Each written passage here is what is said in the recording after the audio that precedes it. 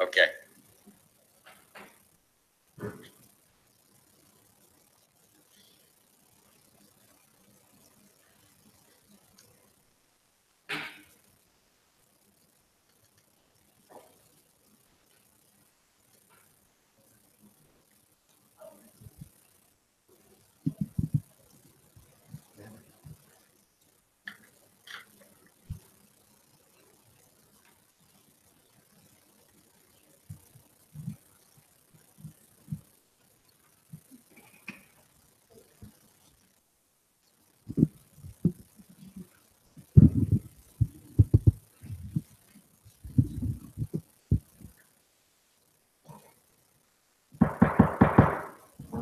The time is 6:31. We will now begin our meeting of the November 16th, 2017 Mountain View Westwood School District Board of Trustees.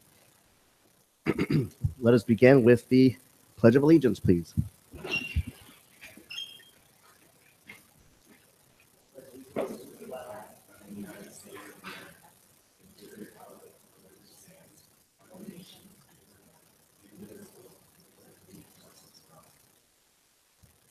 Roll call, please.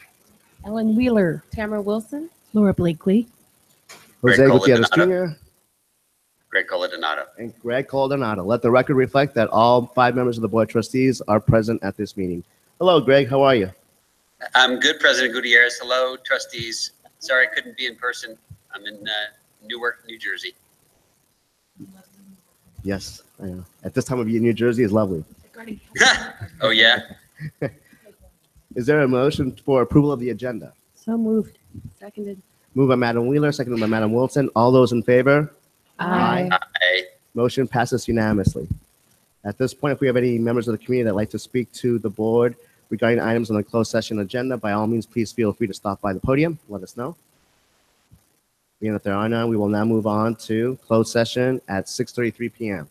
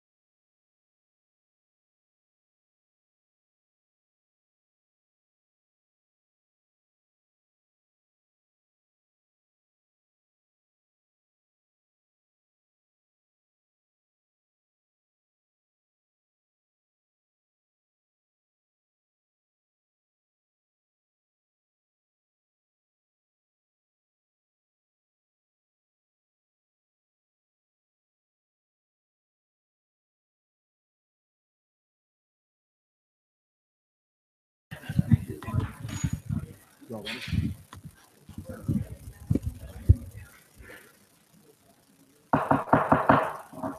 time is 7:27 p.m. We will now reconvene our meeting of the Mountain View Westwood School District Board of Trustees. And I'd like to report that during closed session, no action was taken. Moving on to the consent agenda. I move that we approve the consent agenda as prepared, including the minutes. Second. Moved by Madam Wheeler, seconded by Honorable Caldonado. All those in favor? Aye. Aye. Motion passes unanimously. Thank you, trustees. Communications, any updates from employee organizations? Nope. District committees? Superintendent Rudolph. Trustees, what you have in front of you as part of our strategic plan 2021 was to create what is called the I'm Ready Guide. We are starting to distribute the I'm Ready Guides out to all of the preschools, the major preschools within the area. We also are going to give these to anyone who registers for kindergarten as well as TK. What's in the I'm Ready Guide is both a booklet that comes from Santa Clara County that talks about the things that you need to be ready, as well as our recommendations of other things that we feel are important. It is both in Spanish and in English.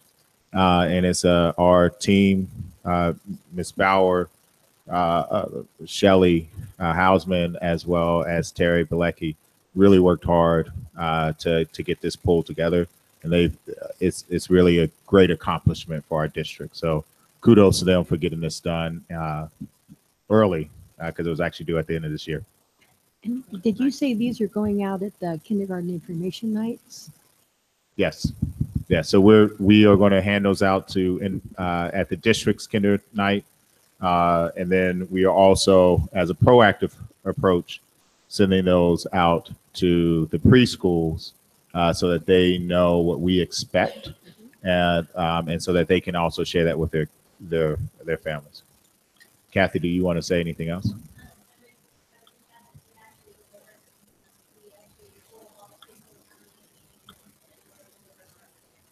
Great.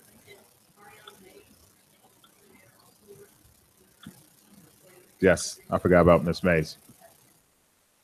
Yes. So a great team worked together to get this done. And sorry, I forgot about Miss Mays. Well, thank you. Thank you for the update. Committee comments. This is time reserved for community members to address the board on items that are not on the agenda. I see here that we have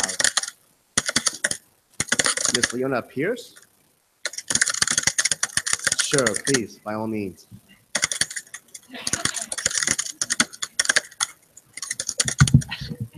Okay. Greg, is that you typing? Sorry, I'll stop that. Sorry. Thank you. Okay. My name is Leona Pierce, and I live in the part of Shoreline West that is being rezoned from Bub to Landals. My son is currently in transitional kindergarten at Landals, and in 2 months will be registering in kindergarten. I understand that the Enrollment Priorities Task Force recommendations will not be presented until spring, which is too late for the 2018 registration process that will happen in January. Because of this, I'm asking for the board to give priority at Landals to incoming kinders who will be rezoned there the following year and treat them like they live within the Landals attendance boundary now. This will not only help parents' desire to limit the number of school transitions of their children, but it may also help alleviate some of the overcrowding experienced by the Bub kinder class in the prior year. And for me in particular, to have my son stay at Landals where he is currently a student, rather than moving him to Bub and then shifting him back to Landals 12 months later, would be greatly appreciated. Thanks. Thank you. Moving on to review and discussion, Measure C, Parcel Tax Oversight Committee Annual Report for 2016, 2017. The floor is yours, sir. Thank you, Mr. President. My name is Steve Sherman. For the last several years, I've been chair of the Measure C Oversight Committee. I have paper just in case I can't read that far. But Robert has helped me put together a pretty simple presentation. So I just have to figure out how to run the buttons. Hey, it worked. How about that? committee members, I'll let everybody read the names themselves. Sundahar and Uma have long since forgiven me for beating up their last names. So since this is my last night as chair of the committee, I'm not going to embarrass myself further. We met, as noted there, 3 times during the school year last year, and then last month to tie a ribbon around last school year. And the ribbon we tied around, the next couple of slides are just because I'm only here once a year to remind everybody what the Parcel Tax Oversight Committee does and how we do it. And tonight I'll take a moment particularly to remind the board members that in the next several months, you have to appoint a new one of these committees. And not all of these ballot measures are identical. So use the slides that Robert put together to think about these words and how they will affect the next Parcel Tax Oversight Committee. So what we try to do is to provide the board with input in the spring every year for their budget cycle for the following school year. And then our charge, according to the ballot language, is to follow up the following year and report on whether or not we think they did what they asked us to or what we asked them to. And so this thing, I apologize for the fact that that's an eye chart from here, but we don't usually use as big a room. Maybe something we should get used to. So I'm going to pull my paper one out just so I don't have to guess. Two-sided copying is great until you can't find it. All right. So the most important thing is the number in the lower right-hand corner. We did what we said we would. We spent all the money. Usually in public education, that's not what you try to do. But this is the second Mountain View Isman School District parcel tax, where the goal was to spend the money by the time the parcel tax ran out. And I would hope that future boards and the new oversight committee take them upon themselves to continue that tradition. I think it's important for maintaining integrity with the voters that this is what we said we were going to spend the money on, and that's what we spent the money on. And some of these categories are legacy items at this point because these things run for 8 years. And for those of you who weren't in Silicon Valley 8 years ago, things were a little different. So there's money in the parcel tax to help pay teachers. There's money in the parcel tax to make sure that every school has office staff to support the principal and the teachers, and some other things like that that Trustee Coladonato and I have had long discussions about in terms of how they got to be part of the parcel tax. And much of that will be different in the new parcel tax, and I'm privileged tonight that I get to let the rest of you figure that out. So we spent it all. We believe the district did what they said they would do, and they spent it appropriately and in accordance generally with our recommendations from the prior spring. And so with that, I'd like to more formally offer a couple of pieces of feedback for those charged with constituting the next committee. This is a good quarterly meeting. We don't need monthly meetings, but if you're going to appoint people to a committee that meets quarterly, make sure they understand that it meets quarterly and it's hard to move. We were supposed to meet in September. Robert and I pulled it forward a week, but we forgot about something. Next, it was back a month because it's a quarterly thing and people have their calendars set up. We're all busy and we're all running around, even to New Jersey. So get people who are committed to the schedule that they make and who can stick to it. And that may not always mean that the best person for the committee is going to be able to be there every quarter. Now, we're getting good at virtual presence, and that's a fine thing. But if virtual presence was as good as real presence, my wife wouldn't have spent 3 of the last 5 years on the road 5 days a week traveling to different places for her job, because she'd just wake up in the morning and turn on GoToMeeting and do it from there. So once in a while, it's fine. But as a regular thing, try to find committee members who can be there all the time. We like a 7-member committee. In a squeeze, it allows you to have a 4-member quorum. Be careful about a bigger committee. You also need a bigger quorum, which feeds into that other thing about people and protecting their quarterly schedules. As I understand it, the application process is about to move forward. And what has worked for us, because it's a quarterly meeting, is that our last several secretaries have done a great job of getting the minutes out from our meeting, sometimes in real time, sometimes within the first couple of weeks. And then we try to reissue them to the district 3 weeks or whatever before the next meeting, so that everybody knows where they are and can read them again and remember what we decided, because a quarterly meeting is a long time to forget stuff. So those are my, not only mine, but ours. We had fun last month, Hafsa. We managed to get it done without you. I know you were. But we spent a good amount of time at our last meeting putting together these ideas to help the next committee and the board move forward.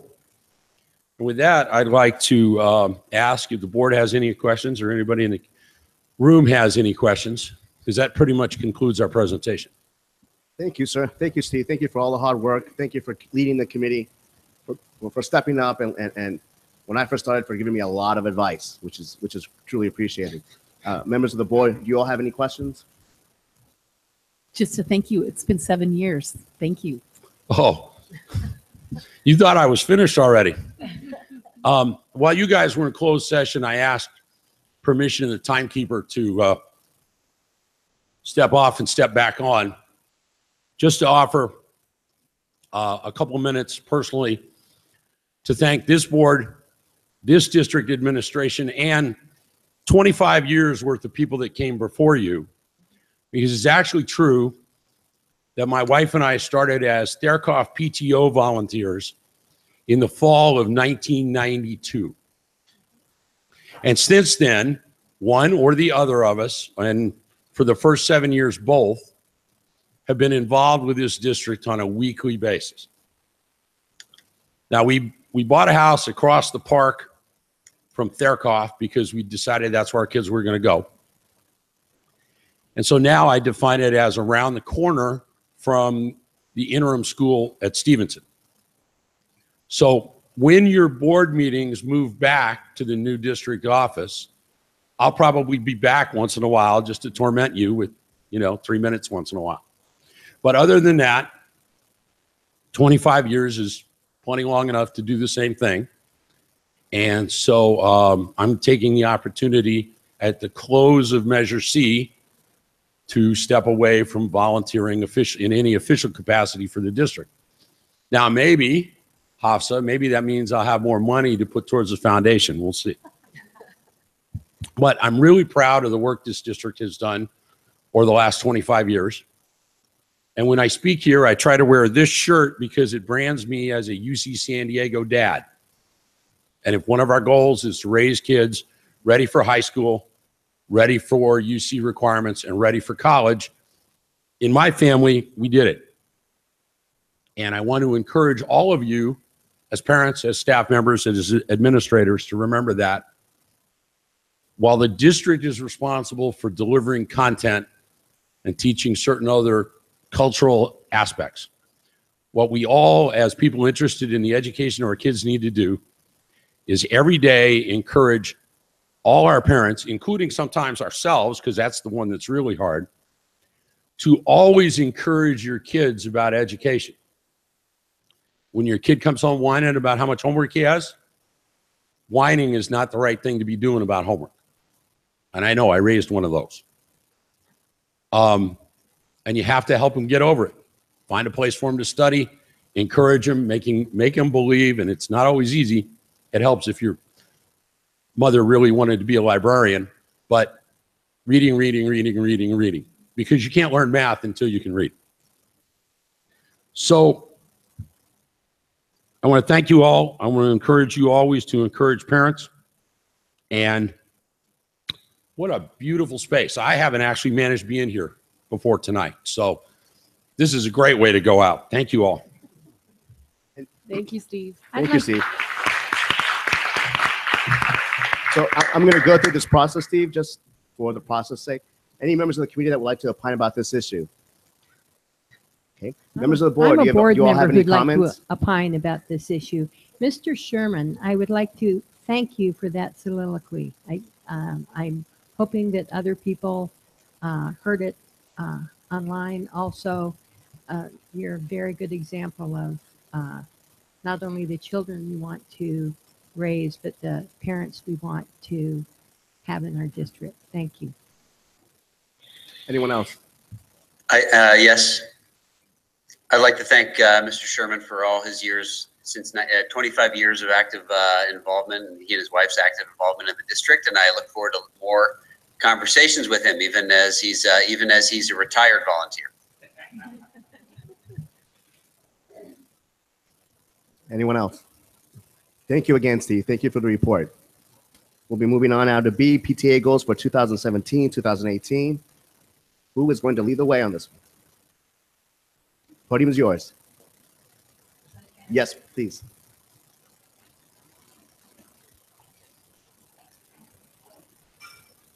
And please let us know your full name and what school that you're representing is. So my name is Tara Schultz, and I'm the PTA president at Bubb Elementary. And one of our goals that I want to highlight is to sustain a membership of at least 300 members, striving for at least one parent member from every Bubb family, and increasing the teacher and staff membership. So some ways that we go about doing this are to offer a discount for a second parent in a family. It's usually $10, and we say a second member for $6. That's been working well. We offer a discount for current Bubb teachers and staff. We offer a simple sign up and payment online. We email last year's members with a link so they can sign up easily. We offer contests between classrooms to prompt kids to remind their parents. And we announce membership drives via assemblies and bulletins and PTA emails, and when we're selling our Walkathon Spirit shirts. So, thank you.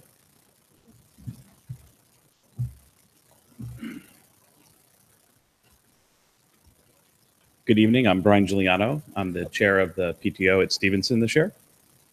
One of our top goals for this year that we wanted to share is supporting our students, teachers, and families as we moved into our temporary campus and prepare to move into a permanent one, which we're very excited about. I want to give a few examples of some of the things our students and teachers and families have done. We hosted an unpacking day to help the teachers set up, because they literally had 24 hours to go from empty room to classroom ready. And so the community really came together to help the teachers get the rooms ready. We helped our families transition to the new temporary campus. Everyone adapted quickly. We had a lot of parents take their kids by early so they wouldn't be shocked by a new facility. And some of the families nicknamed our lunch area the Packed Plaza, which made it feel more homey for the temporary time. In the absence of a play structure, a number of parents are building some basic games that kids can do. And since we believe in PBL, some of our second graders, as part of their PBL, studied on games kids used to play before they had play structures, and then taught those games to the younger kids, which we thought was great. And then we also have reimagined many of our activities. We had to tweak our walkathon, Rocket Day, We have to rethink how we're doing our school play since we don't have an MUR this year. Therakoff is kind enough to share, but we need to do all of our rehearsals and such. So in summary, we just want to say this: the teachers, students, and parents have been and continue to be accommodating and embracing the temporary campus and making the most of what we have for this year as we look forward to our new campus. Thank you.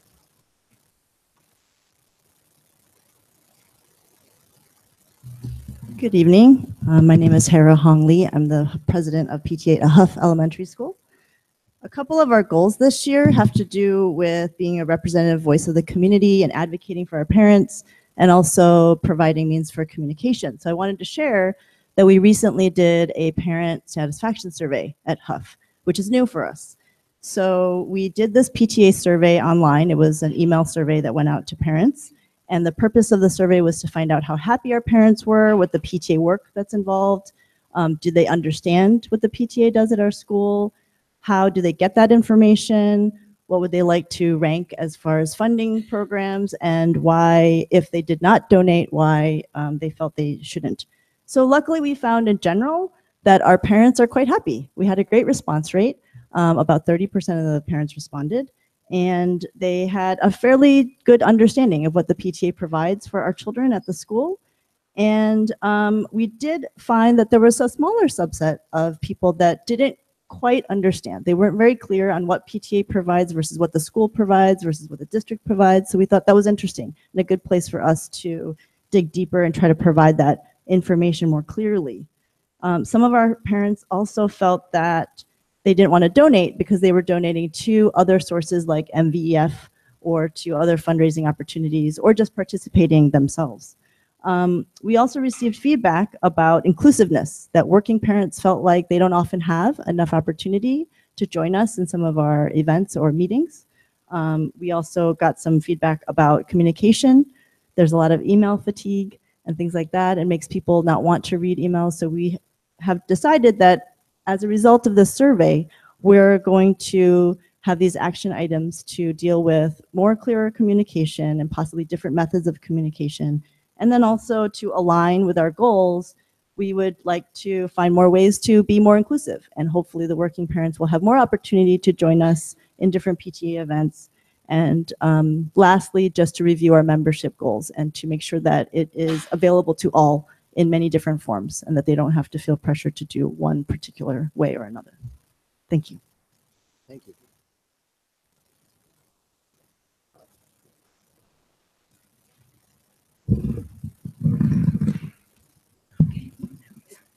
Good evening. Well, now it's not working. Did I mess it up? It's working. Good evening. My name is Hafsa Mirza, and I'm the PTA president at Graham Middle School. The first thing we did as a PTA organization this year was to come with our mission statement, which I'm going to read to you guys today, is working with grandparents, teachers, and community to inspire, prepare, and empower every student, which is aligned with the district's mission. So this was one of our most important goals this year, is to make sure that we have our mission as a whole community.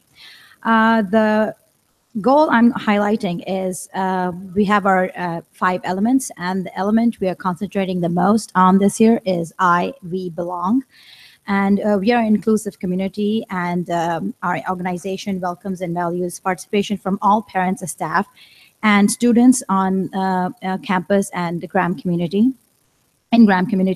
So this year we are planning to do more of joint meetings. One of our first joint general meeting was last night, where we had information sessions with the district instructional coaches for social studies and math and English language. And they came and they talk about how the coaches are working with different grade levels and different teachers, and how that is benefiting all the students in the school. We are also planning many joint events like Holiday Fair, which is coming up in December. We have Spring Fling, which is going to be in the end of the school, and 8th grade graduation. The most important event we are hosting is in February, which is going to be our College Day and Career Day. And we are looking for some really key speakers, and I would really encourage even elementary school parents to come to this event. We will have, we are really working together as a whole community to make sure that our kids get informed and get inspired to perform better in the future. So that's it. Thank you.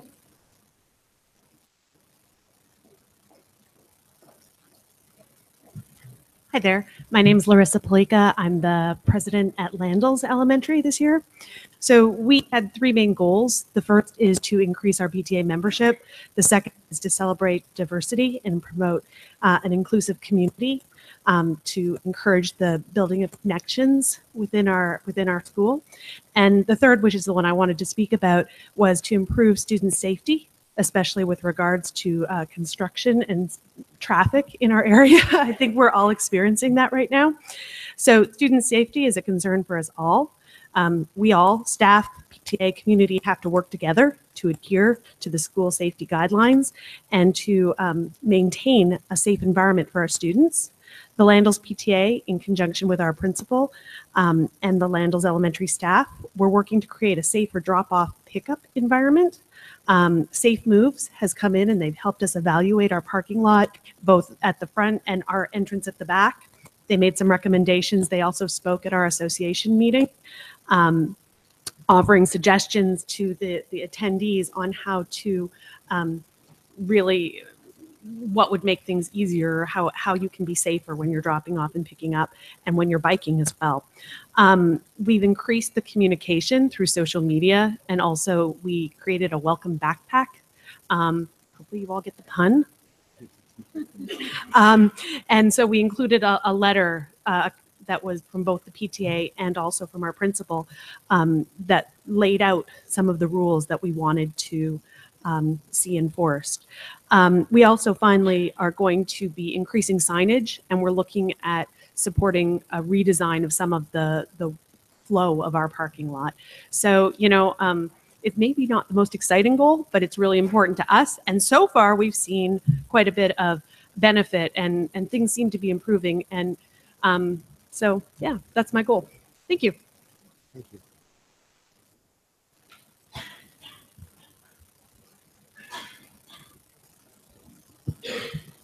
My name is Trudy Wilson, and I'm here on behalf of Mariano Castro Elementary. Our PTA, this is our third year, and we have 253 students, so our school is a little bit different than some of the others in the district with larger attendance. Our main goals this year are to increase the membership base. We're actively recruiting all teachers, and we will soon be encouraging the parents to recruit other parents and their family members to join. We may also create a challenge for our members to participate that will encourage them to recruit new members by themselves. Castro PTA is also committed to keeping our members aware of what is going on with the unit and being transparent. We do this by keeping our members informed of any activities or changes at our meetings and through our school newsletter. Therefore, another big goal we have is to increase attendance at the meetings. We want to do this by scheduling meetings directly before school events, keeping them short, and offering snacks, childcare, and translation. And this is not every time, but most of the time. And we do include those three things. We would also like to institute at least one or more of the programs that have been requested by our members. And after-school enrichment activities and tutoring is very important to our parents, as well as events that will bring the whole community together for a fun activity. We will be working hard this year to create these new programs and plan new events, along with essential fundraising to provide this for our students and our families. Thank you.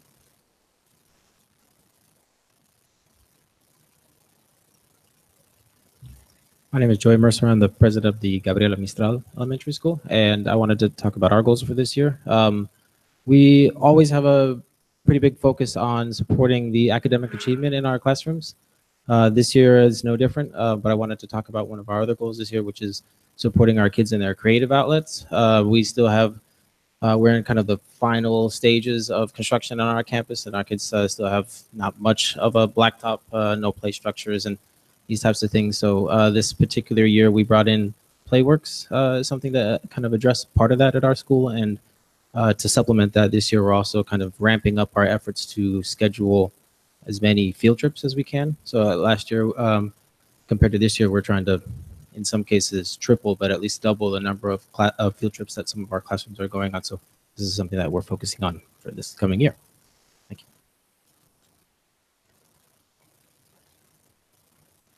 you. I'm Julie Muir, and I'm president of the PTA at Crittenton Middle School. And in line with the National PTA's overall purpose to make every child's potential a reality, by engaging and empowering families and communities to advocate for all children, our specific goals for this year are to increase our membership, similar to what other people have said. And we're really working on teacher membership. So we're working with our principal, Angie Mistelman, and trying to get all of our teachers to join the PTA. And we've already reached our goal, and now we'll have to think about what else we're going to do. We're going to organize our major fundraiser for this year and our community building event, the Panther Prowl, which is going to our walkathon and silent auction on March 23rd. And in that process, raise money to support WEB, Where Everyone Belongs, our 6th grade and 8th grade mentorship program that we have, and other student enrichment activities. Also to support our teachers through classroom supply funds and providing additional funding for supplies for Panther Day at Crittenton. And then we're also supporting performing arts, student presentations, and in-house field trips by purchasing equipment for our new auditorium. And speaking of our new auditorium, don't forget our musical this weekend at Crittenton. Annie's playing 7 p.m. on Friday and 7 p.m. on Saturday and 2 p.m. on Sunday in our brand new auditorium. It's going to be great. We have amazingly talented students at Crittenton. I hope to see you there. Good evening. I am not the PTA president at Montaloma. She couldn't be here tonight, so I'm standing here in her place. I'm a poor substitute, but I'll do my best to share her words with you. Montaloma's main PTA goal for the 17-18 school year is enrichment for everyone. You may already know Montaloma is the proud home to a diverse population of students and families, and our PTA is focused on not only celebrating this diversity, but making our school an inclusive community. Montaloma PTA tirelessly fundraises to provide engaging educational and fun field trips and assemblies for our students. We enrich student experiences by organizing community building events such as the Fall Festival, movie and game nights, and a walkathon. We are currently collecting letters and sweets for a program called Operation Gratitude to show our big love for our military families. And next week, we'll start to collect cold weather clothing to ensure our struggling families stay warm throughout the winter. We aim to enhance the lives of our staff by providing the occasional visit from a barista that's really tasty, and we spoil them with a homemade waffle bar and breakfasts. We've increased our classroom reimbursement amounts to ease the financial burden on teachers so they don't have to pay for supplies out of their own pockets. And we offer financial assistance for after-school activities, so all are given the opportunity to participate in the myriad of extracurricular activities, including soccer, creative writing and drama classes, Lego robotics, and chess. Lastly, we've invested in the training of several of our teachers on the tenets of the responsive classroom approach so we can continue to foster a community that is joyful, safe, and socially nurturing. Thank you. Thank you. Any questions from the members of the board? Anyone from the community that'd like to speak to these issues of the goals? I would just like to, on behalf of the Los Altos Mountain View PTA Council, I would like to thank you, our superintendent, Dr. Rudolph, for being there every month and communicating with us and discussing all the issues which are in the district. And he's very open about it. And that's why we are able to meet, all of us, and discuss what all the schools are doing and giving us a space in your district office. So thank you very much. And for the record, that was Ms. Hafsa Marissa. Thank you very much, Hafsa. Members of the board, any comments? Yeah, I'd like to say, just like Mr. Sherman was demonstrating 25 years worth of volunteer experience, it's an exceptional experience to listen to all the leaders at each of the schools. And I know you're bringing in volunteers at your own school levels. So thank you so much. Yeah, I'll second that. It's just so neat to see the different faces from the different schools and piece all of that together. And as I was listening to each and every presentation, you just realize how many more people are behind this, and we're all here trying to basically build up all of our kids. And it's really wonderful to see this part of the connection with that. So thank you. And not to belabor the point, I echo their comments. It takes a village, and I'm glad that to have you, everybody that spoke this evening and their teams be part of that. Thank you.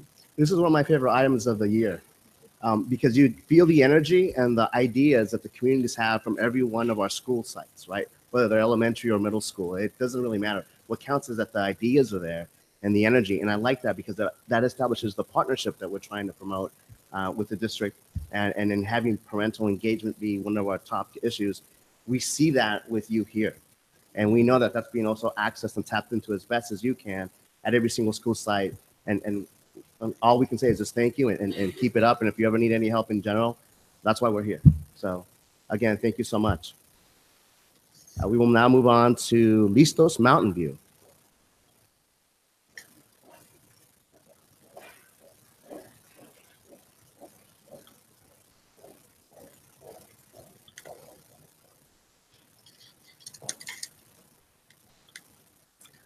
Hi, my name is Deanna Wegbright. This is Jill Rakestraw, Catherine Rosenberry, and Sarah Livnat.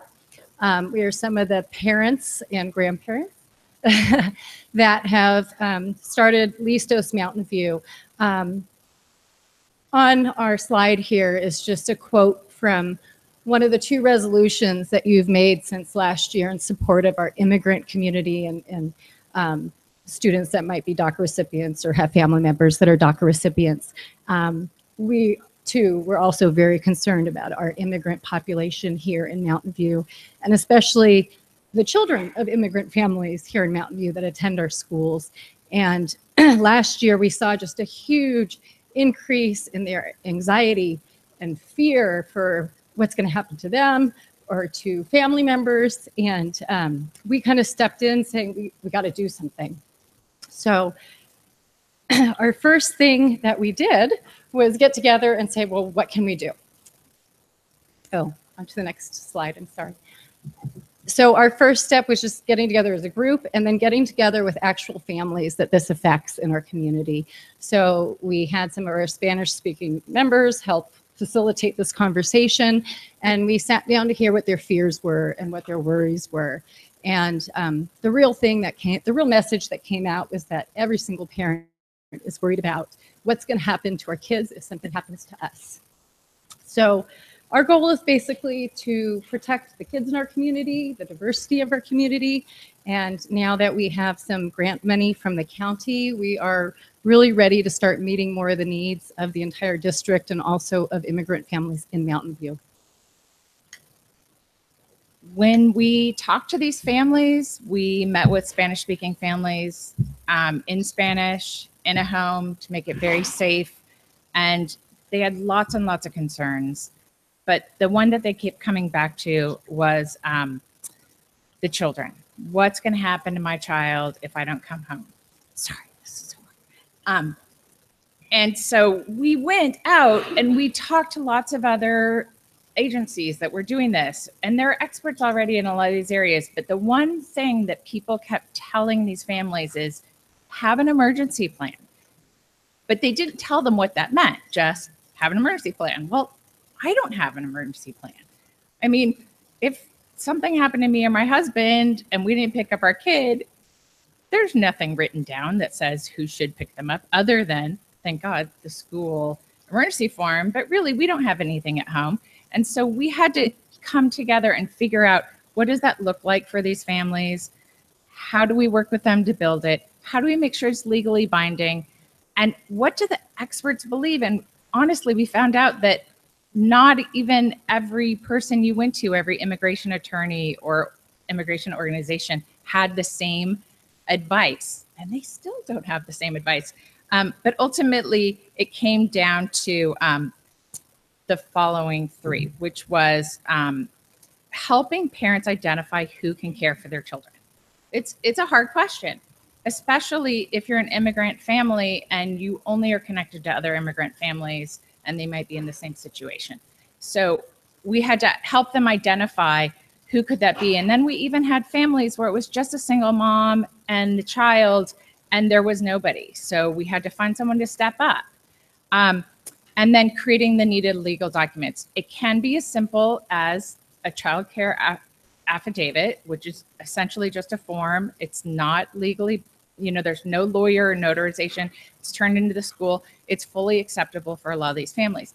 But some of these families, there's medical conditions, there's special ed, there's multiple children.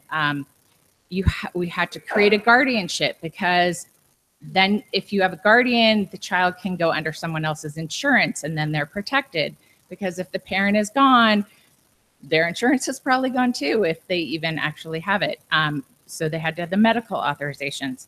At the same time that we had the meeting with the lawyer, we had them all go through an immigration screening to figure out, do I have a citizen option? Are there things I don't know or didn't understand?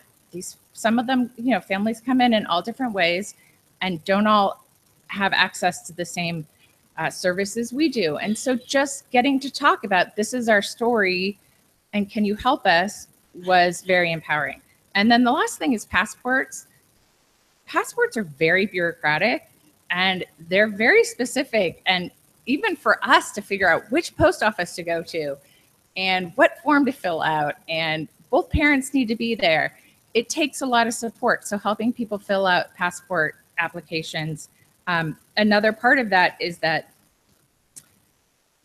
it was important for a lot of the children are US born citizens.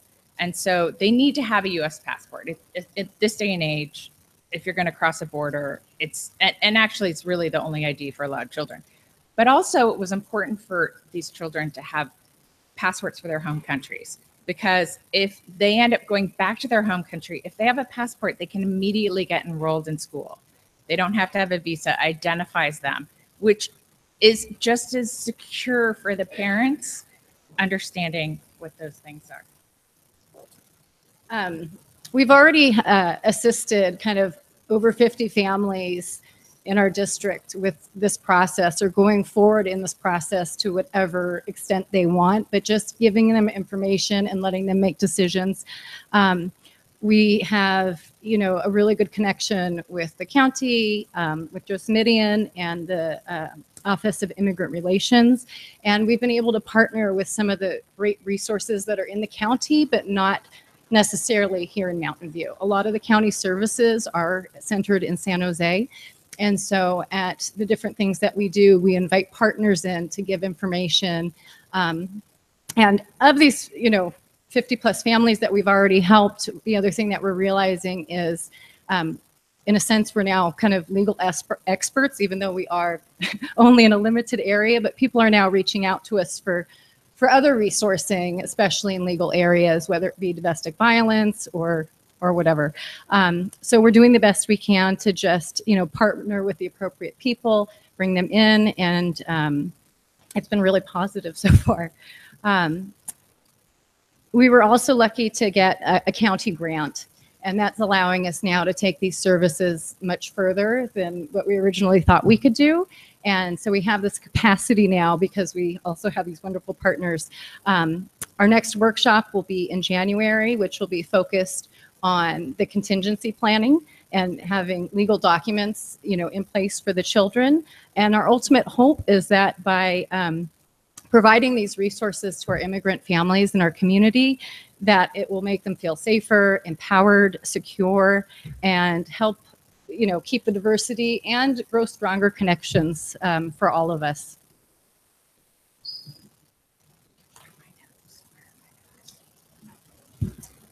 So why are we here in front of the board? We're here because, well, we're not here for money. Because thank God Joe Smidian gave us some. Thank you, Joe. We're not really here to take too much of the staff's time. What we're really looking for is some assistance at communicating and working with these families. Because the thing that we're learning is, even though we have Spanish-speaking members of our team who aren't here tonight, there's just a challenge at communicating with this audience. It is not something where I can create a flyer and put it up on the board saying, come expose your immigration status to a whole bunch of people in a room on a day where everybody else will know you're there. It has to be done on a relationship basis. And so the people that we have relationships with, or that we have connections to a relationship and down, we're getting in to help, but we're missing a whole group. We're missing some of the schools that we don't have the strongest connections with. We know that there's families that are that are homeless, that are not living in houses, and we're not connecting with them. So we just want to find a way to work with you so that we can get the word out to these people. And also people are coming to us now as their new like Mountain View experts to say, connect us to people.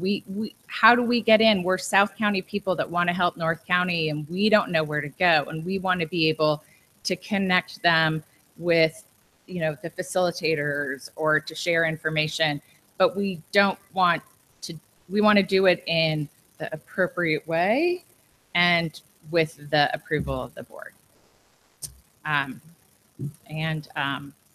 We're happy to answer any questions, or I think that's really all we have to say. Members of the board, any questions? I still don't exactly understand what you were asking for the board to approve or do. Let me just, I know I okay, met with so you when we here's talked about it, here's but- the thing. So like when we were asked to host a DACA workshop, and we were like, it's outside of our purview, and since we're all just parents and most of us have jobs or other tasks, we can't do everything, but we said this seems to be a priority and we'll step in. But we can't just walk in and plaster all the schools right now with flyers, because there's a process. We have to go to Kathy. It's not appropriate for me to call each facilitator and say, can you send this out to all of your people? I need to call the principals and have the principal's permission. And then the principal transfers it down. And if I want to appear in the school bulletin, that's another process. And like, if I want to ask a facilitator a question, like how many possible people might there be on your campus who might need this service? You know, it's not a bureaucracy. It's just a question of following the appropriate channels. And we're really just parents asking, and there's security and there's rules. And we just want to make sure we're not stepping on toes or getting people upset. And for some people, this is really political. To us, it's not. It's about families. Does that help? Would it be appropriate to ask Dr. Rudolph what the channels are? I think I know what you're looking for. I'm just not exactly clear how it fits in with the existing. Yeah, I think one example might be the community engagement coordinators are really fantastic. And we've gotten to know the ones at Castro and Mistral just because that's where our kids go. So we're there every day.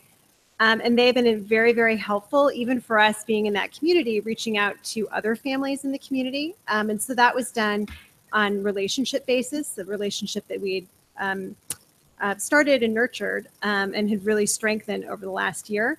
We don't have the same relationships with the community engagement coordinators at the other schools, but those are the people who really have, I think, earned the trust of the community and work with the community on a daily basis. And so we would like permission to work directly with them to get to a better understanding of the community, their needs, and kind of figure out the right approach for serving the needs within their particular school. So for instance, we want to go to Landals next, and then on to the other schools. And so we'll be engaging with PTAs, but we need that kind of district person who has that community knowledge to be able to officially work with. I have a question, if you all don't mind. So would you also need to use any of the school district's facilities to hold a meeting? Is that also the intent of LISTOS to do that, or is it just to spread the word? We will hopefully be hosting things. Oh, go ahead. So for these families, the school is a safe and trusted spot. So when we go to hold a gathering, the safest places for them are in a house, or an apartment, and preferably one of their own. But if it's a bigger gathering, the safest place for them is the school. It's a place they're comfortable. They go there already. They know if they're going there, they're not putting a target on their back. The library's been putting on immigration workshops. They're not well attended by the target population because it's not a place that they're already comfortable going to attend lectures. So yes, I mean, we'd love to have you guys help us, use the facilities more, and that is totally an ideal way to go. I don't think that was our primary ask, but we would love to have some support at accessing, MURs for when we do things like I think this. that's why we're asking, because I'm a little confused too in terms of like the actual ask, right? So I know last year DLAC sponsored a meeting where we had immigration updates and what it meant in terms of DACA and just immigration status as a whole. And they had brought in county resources to help out with the distribution of information and also contact information. So that's why I was bringing that up, because I'm not sure. I know in some of the school districts, they've done that and they posted that on their websites like Santa Clara Unified. And they have a list of information. Santa Clara Unified is as I was great. saying, for DACA or for parent and community resources. But what they have here is a separate community tab on the internet, and it says resources available to families and educators are identified below. These are not exhaustive, but they are meant to serve as information to help families understand their rights and obligations. Inclusion in this list is not an endorsement of a particular political viewpoint. Yeah, and we'd love to work with you guys to add that kind of information to your website and be a consultant, or, I think maybe the thing is just establishing a relationship and then talking more about how we can help in our limited capacity. Okay, so if there aren't any more questions, I'm gonna ask Dr. Rudolph to step in here as our fearless leader and let us know what you're hearing and what options we'll be looking at and go from there. Yeah. Good evening, ladies. I know we talked about this before. So to my understanding, and they can correct me if I'm wrong, essentially what they're asking for is really to be able to be a resource that SCEPS can give to families.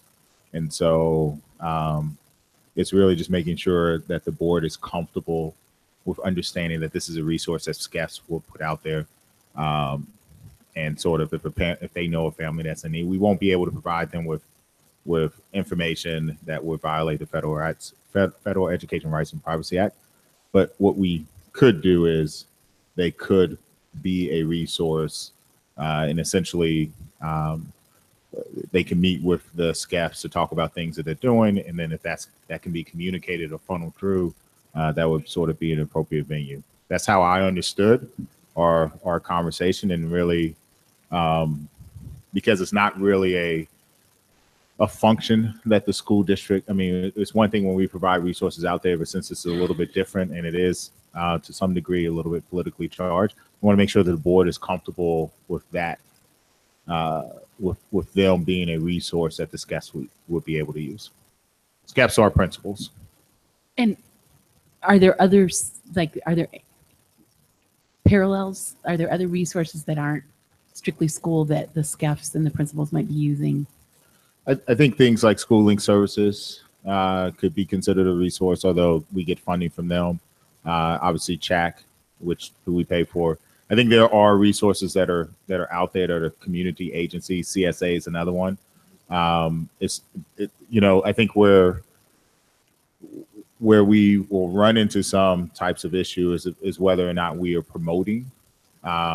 Promoting opens us up federally to have all groups being promoted, as opposed to being a resource that SCEPS can utilize. And I think there's a distinction between the two. And so I think that's really what, and again, if I'm misunderstanding what we've talked about before and what I just heard, I think that's really what they're looking for. And do you feel comfortable and let's explore that option to be able to facilitate that as a possibility? Do you think we could be able to underhand that way? Yeah, I think, and I'm looking over at the person who actually works with the SCEPS a little bit more than I do.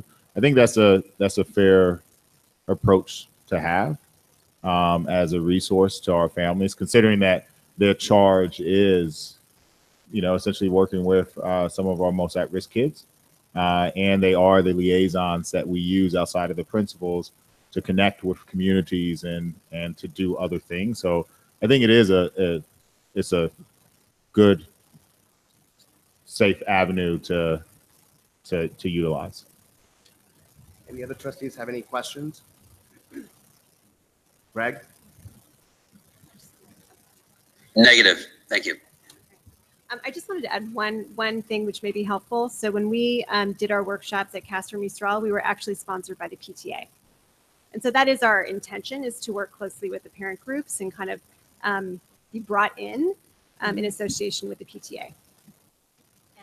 And also the money came from the county, has the same restrictions on it that you're talking about right now. So we're complying with that.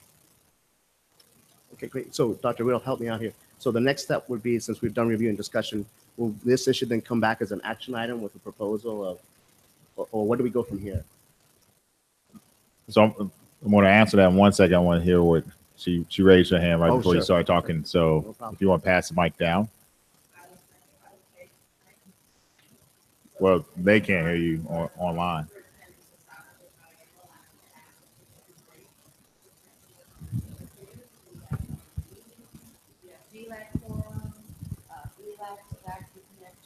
There, and we have outside community organizations all the time connect with our facilitators. So you are a newly created one. And again, we'll be very clear of our parameters, but I think that'd be a great opportunity. And after our superintendent speaks, if you just put your names and emails, and we can move forward. You don't have to take action. You just have to provide direction. Great. Thank you, Dr. Riddle. Any members of the community that would like to opine on this issue? Nope. Trustees? Yeah, so everything sounds real good, I think, and was what I was hoping was going to happen from this night. And I really love it when we can look to another school district to see what they did. I liked the Santa Clara Unified template. And I would like to say, I know you've been there. The churches are also trusted places, and they hold some of these. So, I imagine you're already connecting with them, but it's not just schools and homes that are trusted, it's churches.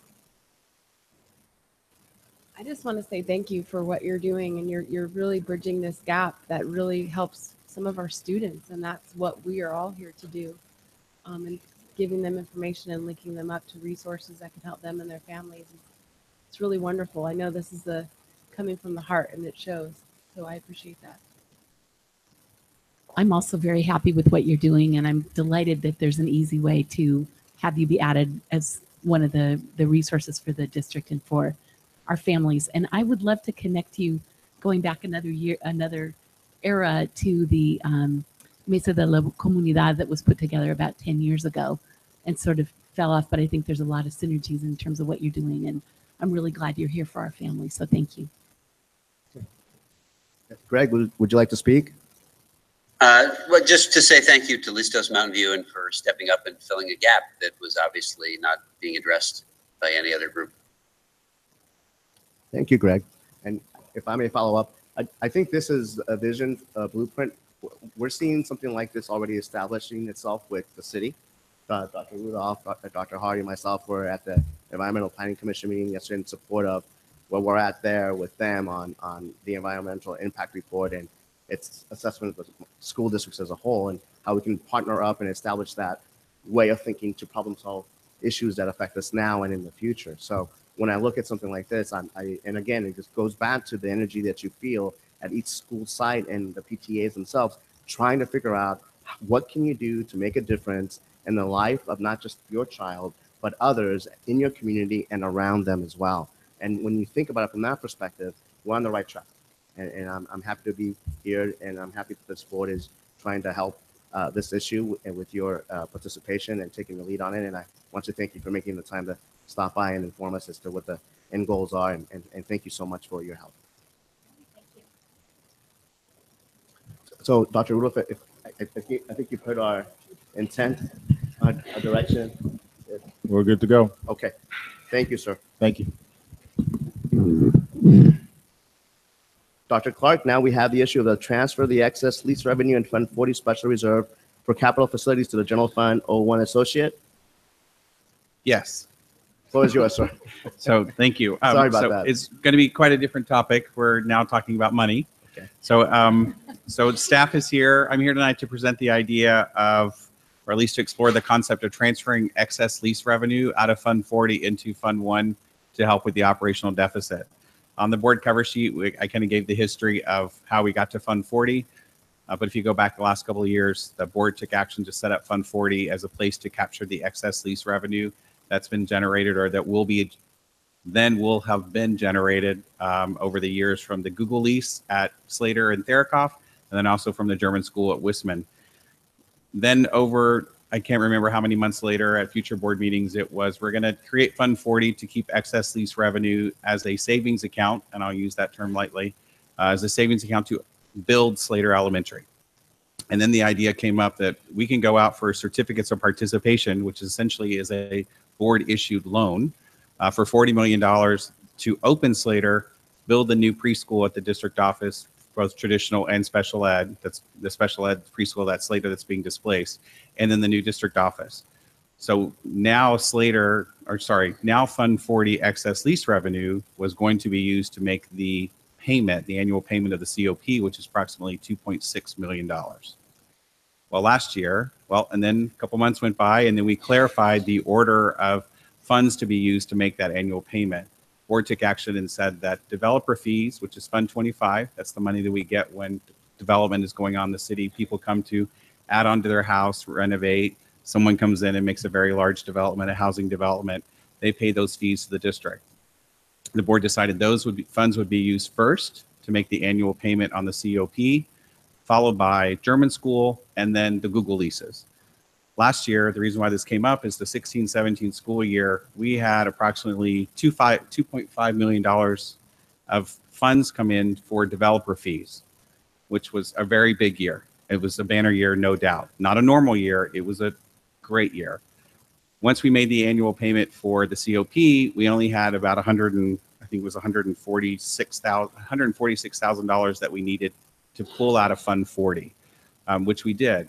That balance now sits there, about $1.4 million is sitting in Fund 40. So the idea is, since we have an operational deficit, we'd like to explore the idea of taking every year, at the year end, close the books, we make the annual payment of the COP, we'll know how much we have in developer fees, we'll make the payment, whatever that balance is of that year, we could transfer into Fund 1, to general fund, when we close the books, and then those funds could be used for the following year. That's the short version. What's the long version? No. I'm just joking. Don't tempt me. I can go. So, Trustees, any? That's a good point. Yeah. Any questions? Dr. Clark, why would we not want to do this? What would be an argument against doing this? The only thing that I can come up is that we have a really bad year in developer fees. But if you go back to the next couple of years, and I think, and I have my chart, I think it's by year 2020, both the leases of Google and Slater, at Google at Slater and also the German school, will be able to make the annual payment in the COP completely. So the developer fees would just be extra. So I don't know if there's a bad thing. I don't know if there's a bad, I don't know if there's a wrong or a bad reason not to move the money over. Okay. Yeah. Greg, is that your only question? Yes, sir. Okay, thanks. Any other trustee? No. Any member of the community that would like to speak to this issue? Okay, comments from the trustees? Madam Wheeler indicates a thumbs up. Go for it. Me 3. Okay, great. And I want to thank you all.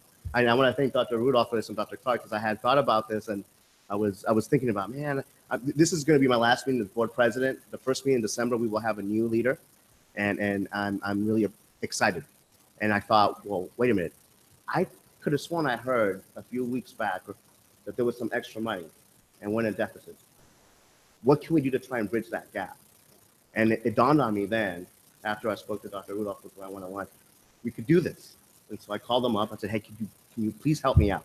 Can we please add this to the agenda? Because I think we can make a difference here. And I'm hearing that we're in favor of this, and I want to thank you all. Because again, I think this represents the way we're heading into a new direction and how we're trying to be as fiscally conservative as we can when we have to address an issue like a deficit, but also problem solve ways to how to address that issue when we have these types of options. But that only comes through teamwork with what we see in both Dr. Clark and Dr. Rudolph.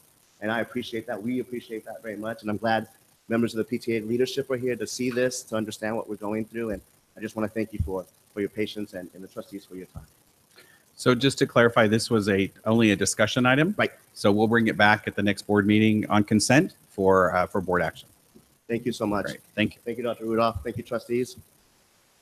And I understand there's someone who had missed community comments on items not on the agenda. The person's name is Vanessa. Help me here. Berninger? Are you here, Vanessa?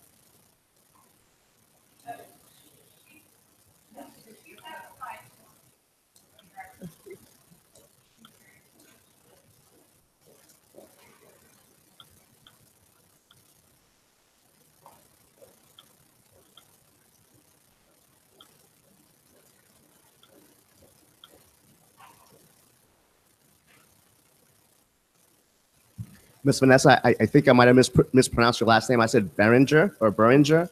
Berniger. Okay, if you could Thank please you. introduce yourself and the floor is yours. You have 3 minutes. Okay, thank you very much. My name is Vanessa Berniger. I'm a parent at Montaloma Elementary School. And I'll just start. Thank you. I am here as a concerned parent from Montaloma Elementary School. We have a great community and we are fortunate to have a new MUR building being built. However, I wanted to raise some concerns. I've been working with our principal and I wanted to elevate it to the next level and bring my concerns here. The construction that is happening on campus has been concerning for health and safety reasons because procedures have not been what we feel is consistently followed. The kindergarten classrooms are closest to the construction, a portion of the construction, and the air vents to 2 of the classrooms are approximately 10 feet away. Some things that have happened, a cement truck was run all day during the day and the fumes went into 2 classrooms that share the vent. Let's see, a vehicle breaking up concrete next to the door of one of the kinder rooms was done as kids were going to recess and it was extremely loud. And I was close to the classroom doors and the vents. So the fumes could have gone into, the fumes from the vehicle could also have entered the air vents. Upon drop off in one area, there was some welding being done in the morning, and then in front of the classroom door with a fence between them, and at a pickup there were sparks flying next to another area of the fence as the parents and kids walked by. In addition, there's a fence between the walkway to the lunchroom and the construction activities. And I have some questions about this. Basically, I have questions about these safety concerns. There's an area of tables that parents also are concerned about that children could eat their lunch near this area.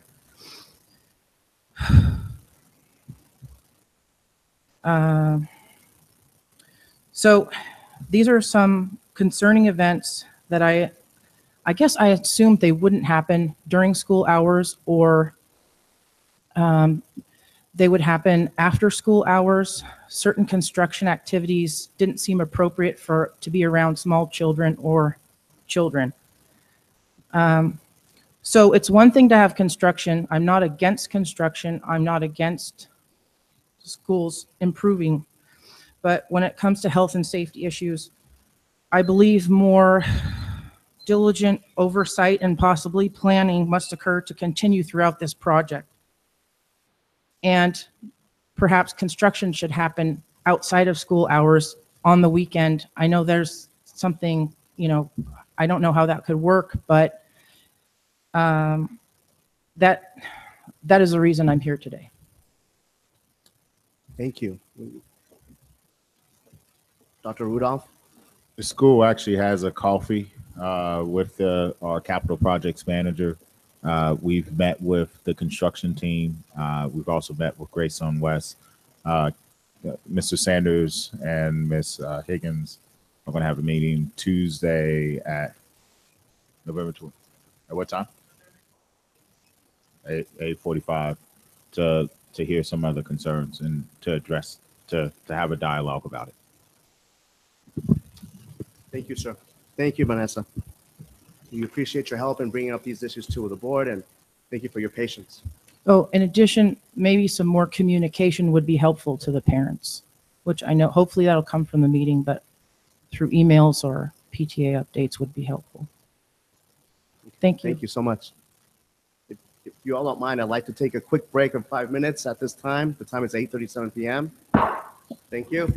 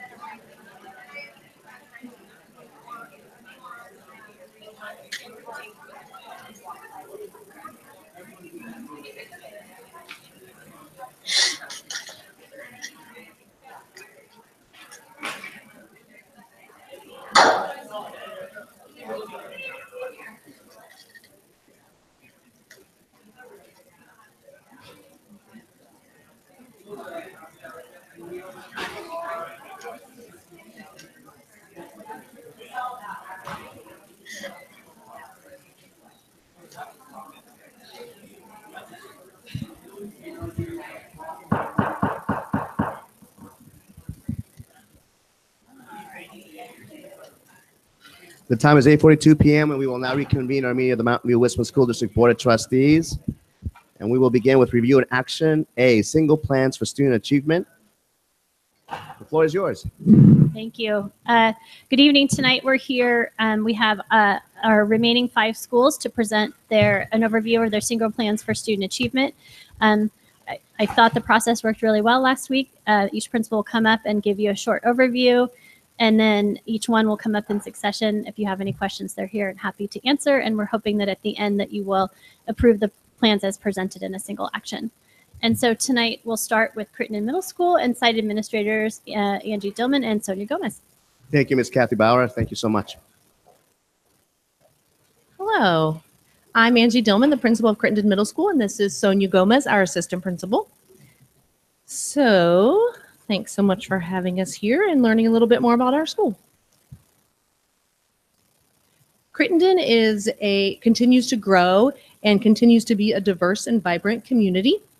Our ELA scores were flat with a few dips, and our math scores saw mainly gains. The ELA scores were flat with a 1% gain in 6th and 8th grade and a 3% loss in 7th grade, though as a cohort, this was a 1% gain, meaning that the 7th graders had a 1% increase than how they scored in 6th grade.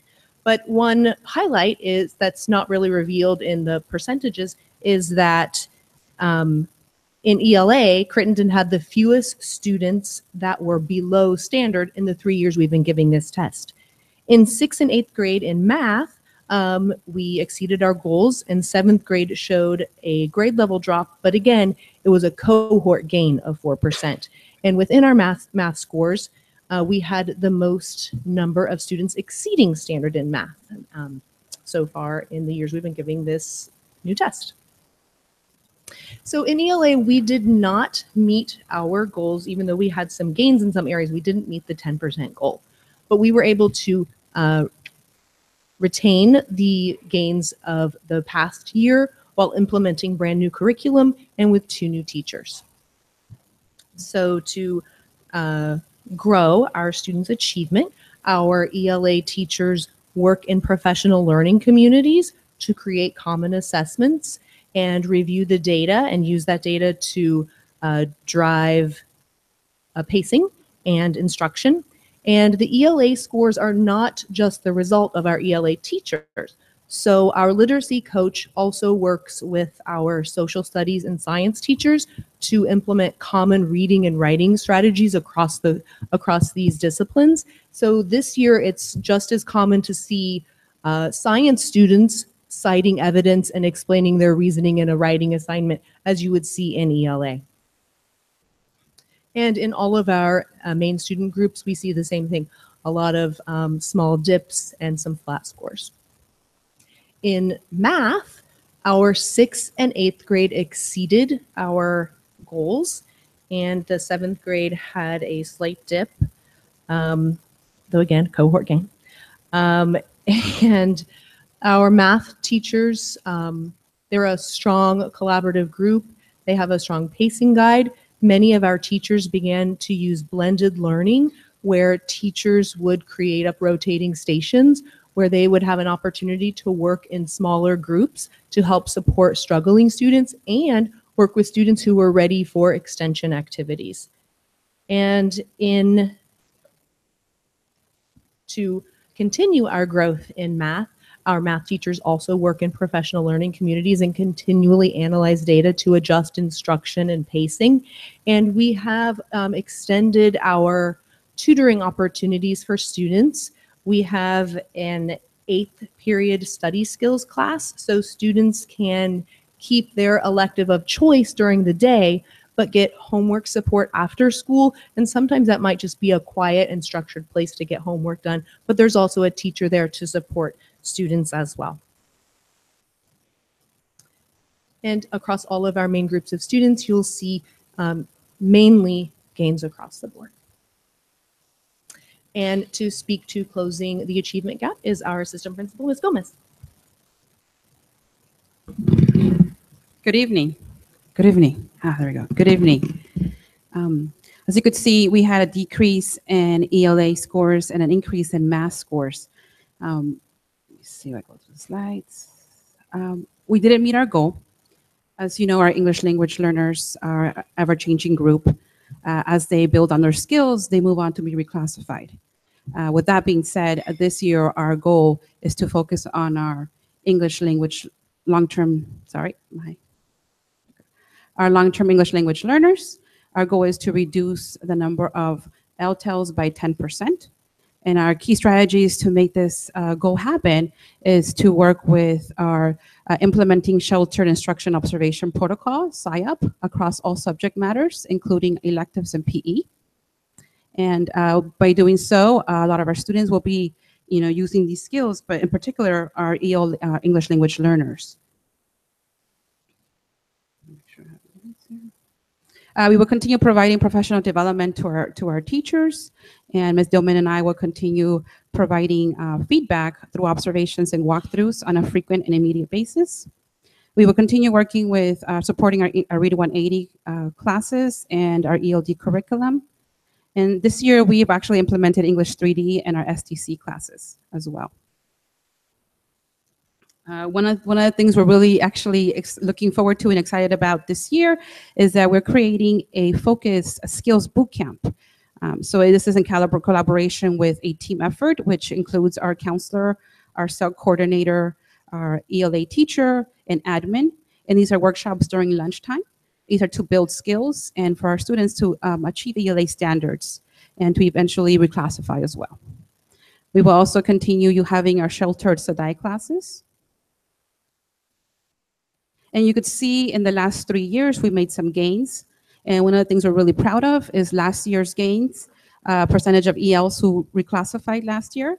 And we're looking forward to continuing that trend this year.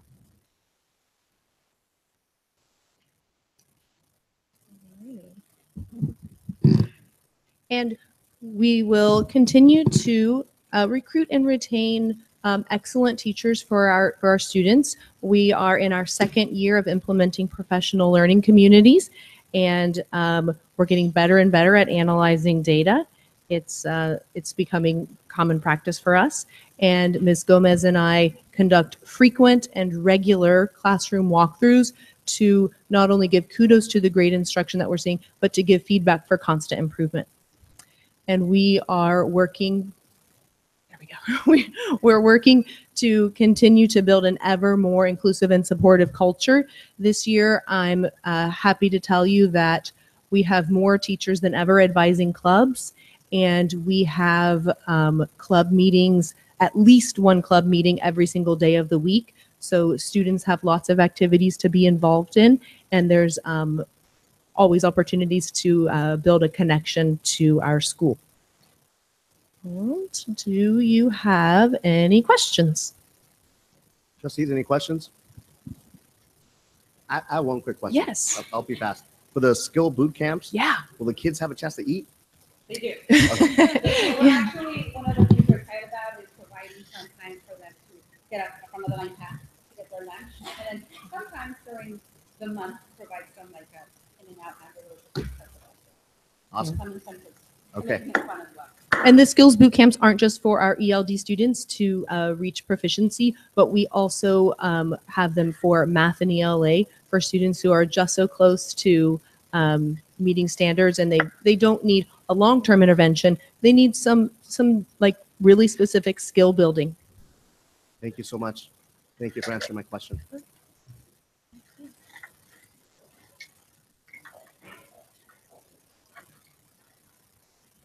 Who's next? Jeff.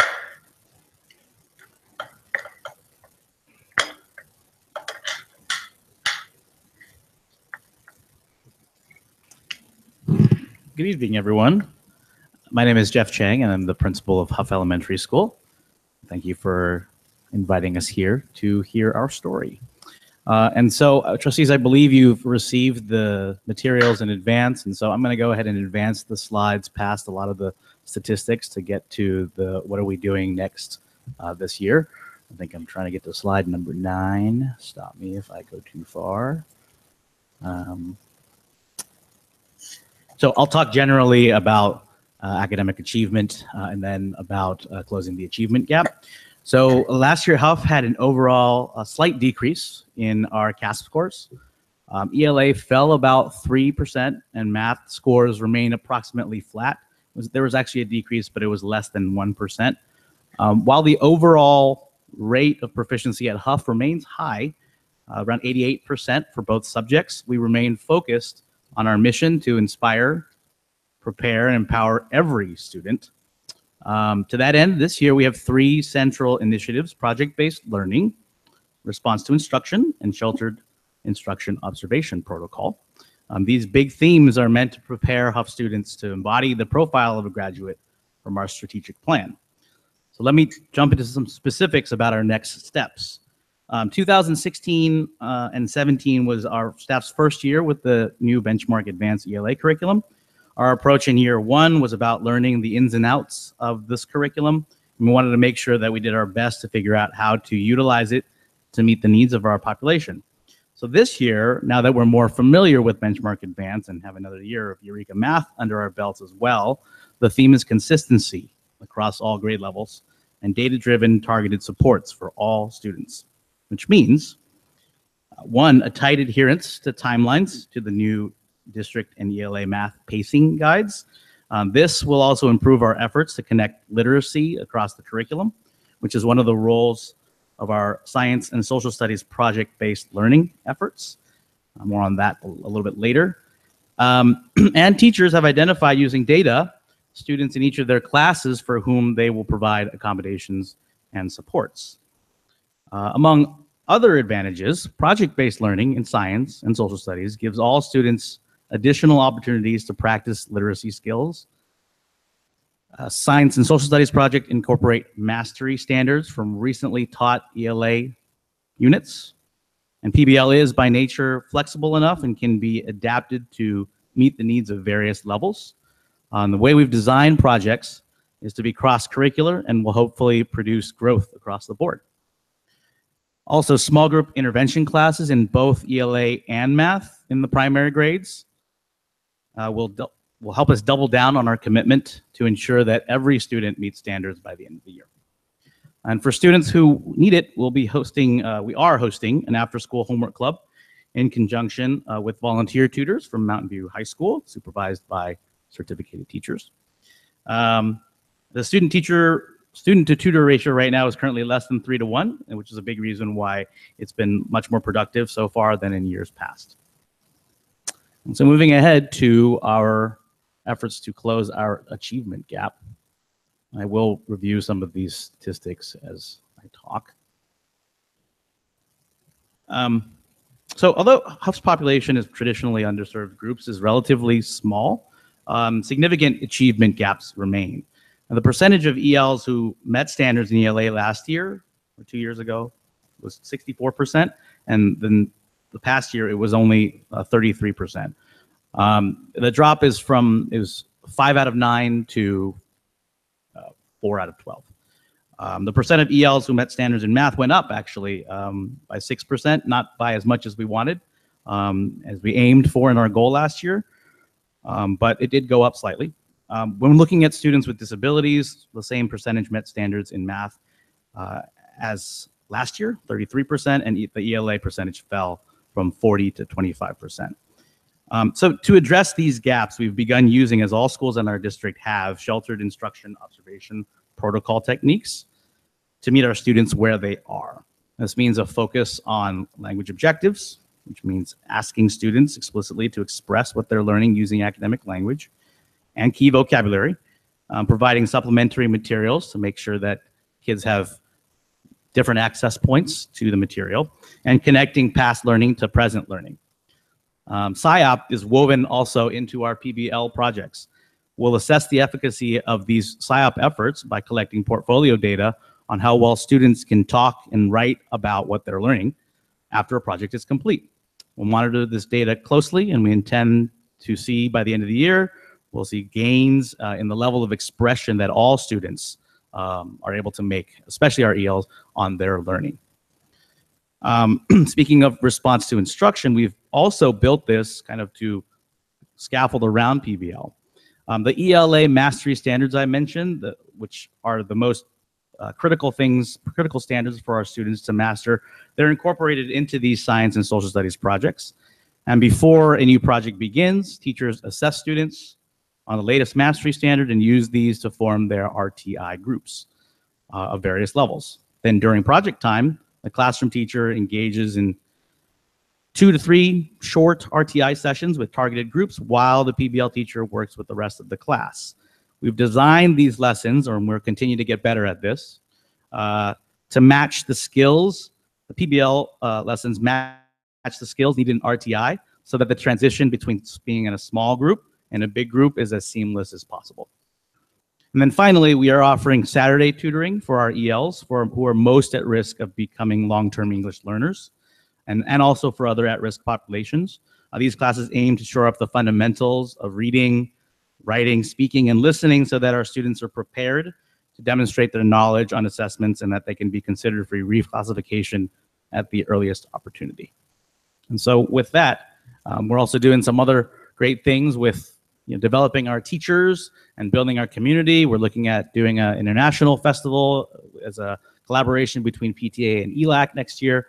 But I think the core of our business is to make sure all kids exceed expectations and that we meet them where they are.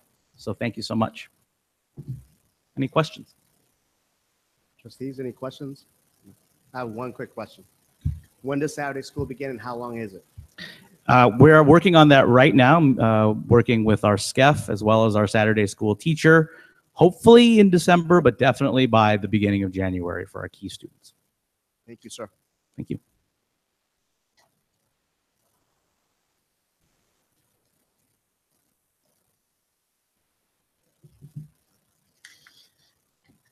Good evening. My name is Steve Chesley. I'm the principal of Landals Elementary School, and I'm going to follow Jeff's lead and kind of go right into kind of more the meat of the plan in terms of academic achievement and then closing the achievement gap. Let me navigate here. And it's very nice to be here this evening, by the way.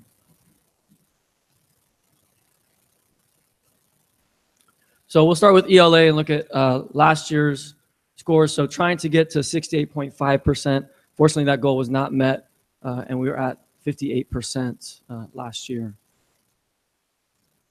So moving on to this year, we are trying to break that 60% again and get to 62.2%.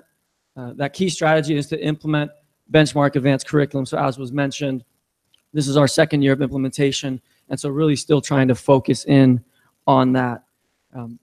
Couple of key actions I'd like to point out to you. One is around pacing.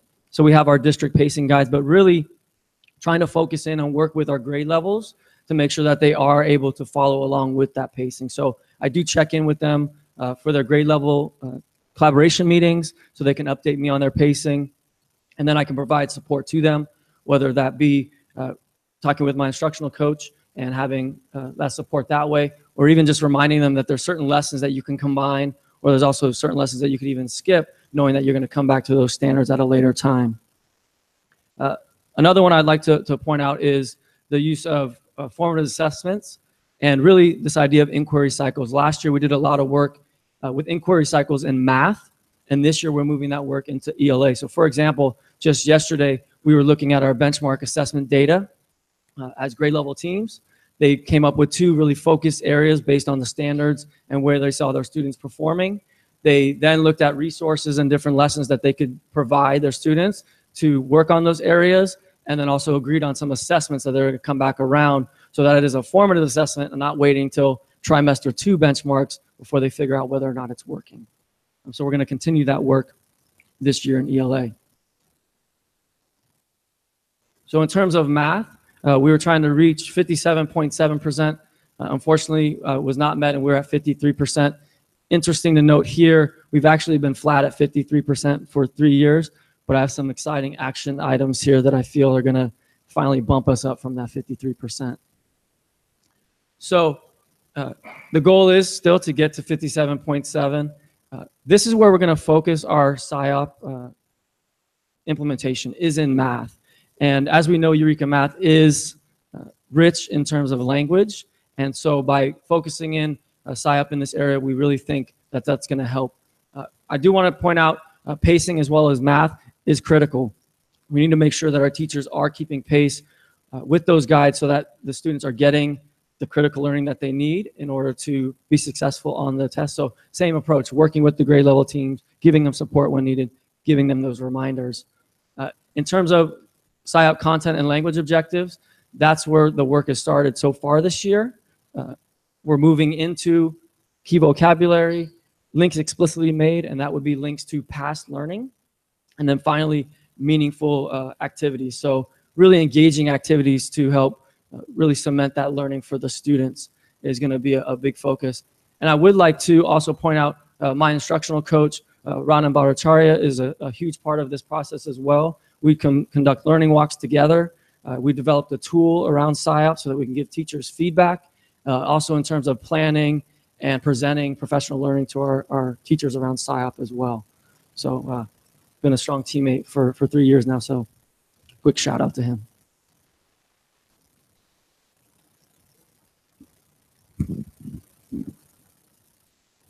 And then finally, closing the achievement gap. Last year, the approach was around breaking it into an ELA goal and a math goal. Unfortunately, we didn't meet those, but we do have a kind of a different approach this year. So we're actually focusing in on our at-risk students, and our district was able to identify those students for us, meaning they're at risk of becoming long-term English learners once they reach middle school. So these are mostly 5th graders and a few 4th graders. We have 25 students at Landals. We're looking to reduce that number this year. Key strategy here, this is where the implementation of SIOP lives. And so when I'm talking about the action steps, I'm going to give you a few key points about that. So we really are looking for 3 pieces of evidence around implementation. One is the learning walks that I spoke of and that tool, because we're able to follow that data and the feedback we're giving teachers.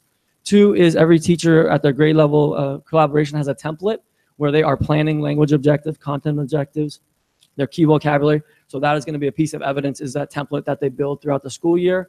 And then finally, every teacher at Landals is going to work on 2 cycles with Ranan, our instructional coach, around SIOP implementation. So those are kind of our key pieces of evidence.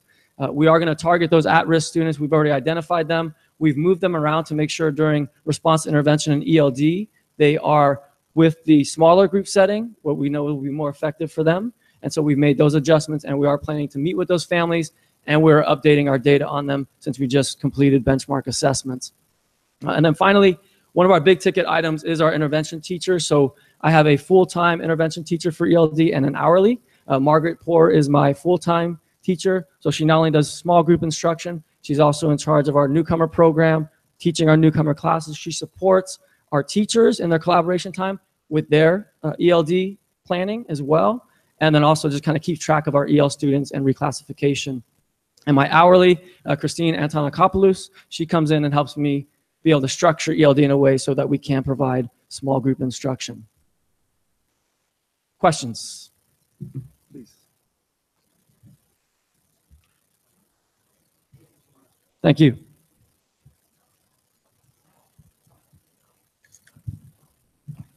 Good evening. I'm Gloria Higgins, the principal of Montaloma Elementary School, and I'm also very happy to be here. Thank you very much for hosting us and letting us share what's happening at our sites. I'll wait for that to load up. All right. So like my predecessors, I'm going to go ahead and skip through some of these slides. I know you've had the chance to look at those, and I do want to get to the goals and some of the strategies that we are using this year. All right. So last year in ELA, we did have a goal to increase from 47% to 53% the percentage of students who are meeting or exceeding standards. We did not meet that goal. We got about halfway there. We increased by 3 percentage points. This year, our goal is to increase from that 50% that we were able to meet last year to 55% meeting or exceeding standards. Before I talk about the strategies, though, for ELA, I want to get to the math goal. And I think what you'll see, I hope what you'll see, is that we've worked really hard to build a lot of cohesion and alignment in our strategy. So you'll see some overlap for math and ELA at Montaloma. Last year at Montaloma, our goal was to increase from 50% to 55%, meeting or exceeding standards in math, and we did not meet that goal. We actually decreased by 6 percentage points. This year, our goal is to gain that ground back. We want to increase from 44% to 50%, meeting or exceeding standards. So the two major strategies that I want to talk about with both ELA and with math are response to instruction and professional learning communities. So the Response to Instruction program at Montaloma, it was a pleasure to see some of you there on Tuesday, and I'm looking forward to seeing more of you again next week. Really, our focus for Response to Instruction is around literacy. We do have 2 intervention teachers or Response to Instruction teachers that we hired. One works with kindergarten through 2nd grade, one works with 3rd through 5th grade. And they support those grade levels 3 to 4 times a week for 45 minutes, focused on literacy, either supports for students who haven't met standards yet, or extensions for students who have met standards or are already exceeding standards. That looks like everything from sight-sound correspondence for letters and sounds for your younger students to comprehension strategies like making inferences, making predictions, and enrichments around drama and poetry and that kind of thing. The way we structured our schedule for our 2 RTI teachers allows them to build in some math intervention and math extension time as well. So for example, the teacher who works with 3rd through 5th grade is able to once a week pull an extension group from each of those grade levels. And while she's working with that group of students who have already met their math standards, the classroom teachers are reteaching, intervening, supporting, practicing with the students who haven't yet met standards in that particular unit. A similar structure happens for the K2 team as well. As it relates to, or as PLC is part of our goal, we had about half of our staff trained in professional learning communities over the summer. We had a 3-day training. It was a very exciting time for us.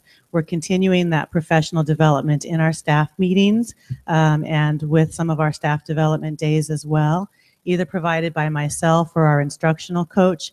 Or one of the really exciting things that we do with PLC is that we teach and learn from each other as we learn by doing, which is really a professional learning community tenet.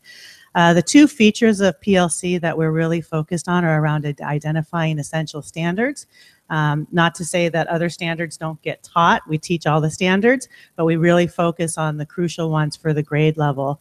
And that's where we spend the majority of our effort as we develop common formative assessments, which teachers use to keep track of progress towards standards in between those trimester benchmarks that we give.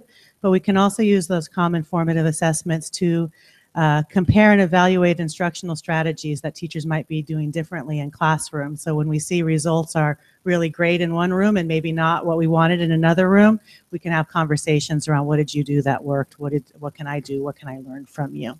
So those are really the 2 main strategies we're looking at for our academic achievement goals.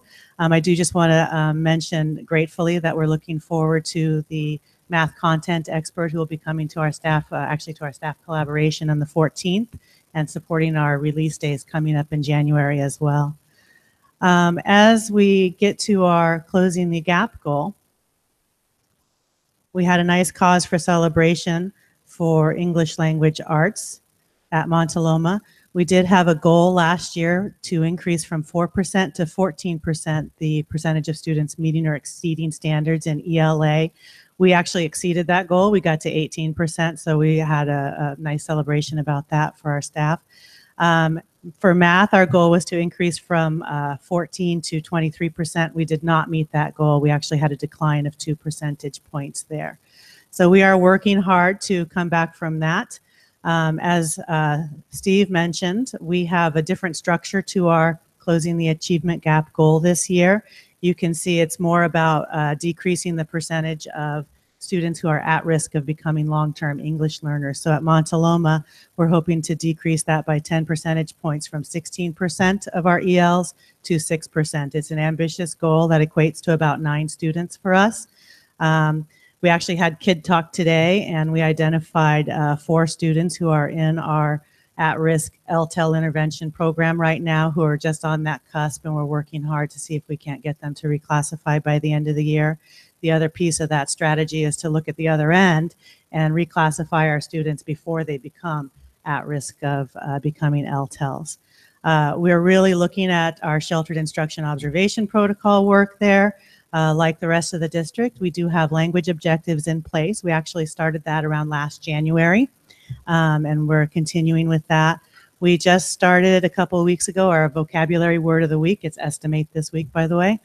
And we also have an integrated, a designated ELD intervention person who supports our students who are at risk of becoming long-term English learners with a supplementary curriculum that supports both their academic vocabulary in a content area, but also those vocabulary words that cross over multiple contents.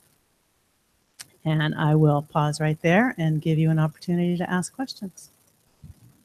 Trustees, any questions? Thank you so much. Thank you, Ms. Higgins.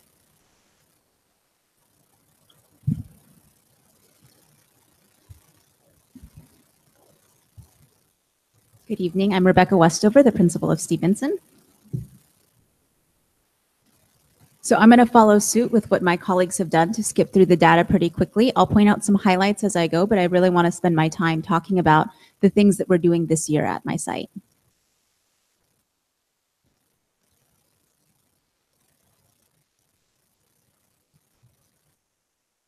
Try again.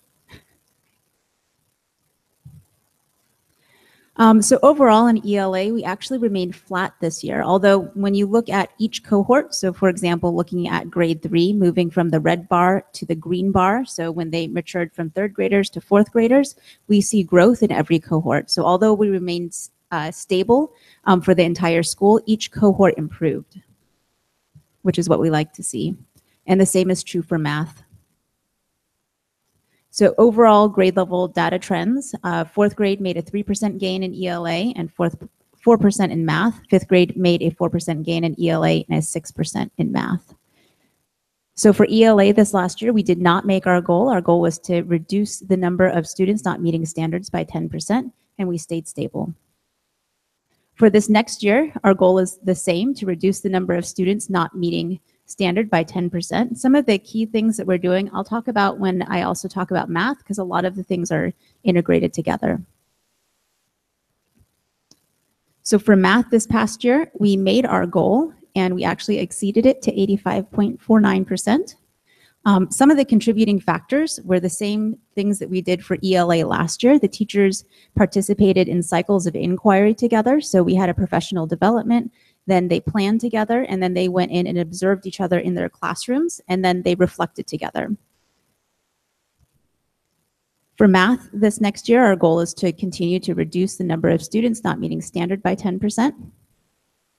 And some of the things that we'll be doing is we want to continue the peer observations because the teachers really appreciated it, and I think they got a lot out of it. And we saw that our students, when they were in class, were understanding what was happening more frequently. Instead of having the teachers physically go into a classroom, the teachers have decided that they want to videotape each other. So during our RTI time, we're trying to connect everything together. Research shows that people can only hold 2 to 3 items in their head at a time, and I think for me sometimes it's less. But if we combine it all together, it's easy for us to accomplish their goals. So during our RTI time, teachers will videotape 15 minutes of their second chance teaching instruction and 15 minutes of their extension instruction, and then we'll sit down and we'll watch it together. And this is important because it can be quite tricky to differentiate material for different levels of students, so we can share out best practices together of what's working. What's also nice, we did one round already, is that we can see what the kids are doing. So more importantly than what we're saying in front of the classroom is, are the kids understanding it? So we get to watch to see, are the kids understanding? The teacher just said this, but did the kids respond? Something else that we're also doing is tracking all of our student data in School City. So teachers can look across the entire grade level. And when we regroup for RTI, it's regrouped across the grade level if it's needed. So each teacher isn't necessarily keeping only their children. They could be sent out to other teachers depending on what the data suggests needs to be done. Looking by subgroup, when we initially looked at this, we noticed that our ELL population looks like year after year it's declining. And I think it kind of makes our heart beat a little bit when we see something like this. But when we look further into the data, it's a moving target. So when I move ahead, we'll also see that we had a big jump in reclassification of students. So the number of students in that particular category is less because some of them have reclassified. But that doesn't mean we can't be doing better with our EL students.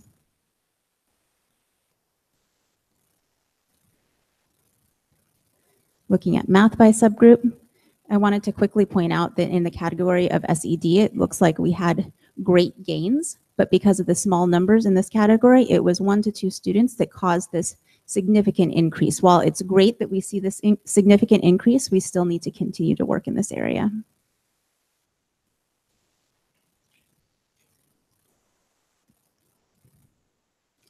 And this was the reclassification rate. So for our subgroup trends, we saw a drop for our SED students in ELA, where we saw a significant increase in math. So for closing the achievement gap, last year we did not completely meet our goal, but for this next year, we have a couple of things that we'll be working on to help our students. So we'll be continuing our Focus 30 group. So these are the students that teachers identify in grades K through 5. It has the number 30 because initially we thought the number would be about 30, but we add students and take students off as we see fit. And every trimester, as we talk about students and student data, we revisit these particular 30 kids because these are kids that we know we need to focus on to make sure they're making growth. And what we're always looking for is that they're growing at the rate that the class is growing or faster because we know that they need to catch up. We're also focusing on criteria for success in lessons, and this came from last year when the teachers were doing their cycles of inquiry. They said that this had the most bang for their buck when working with their students.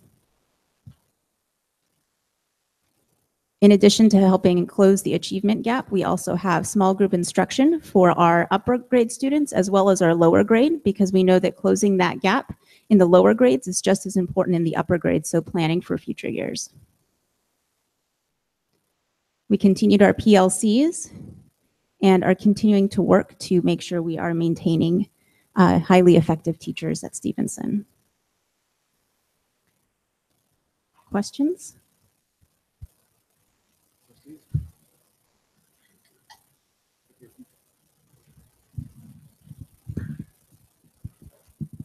I have a question for Ms. Bauer, though, or a question and comment for Ms. Bauer. It seems to me that a while ago, these presentations were not identical. The template was not identical.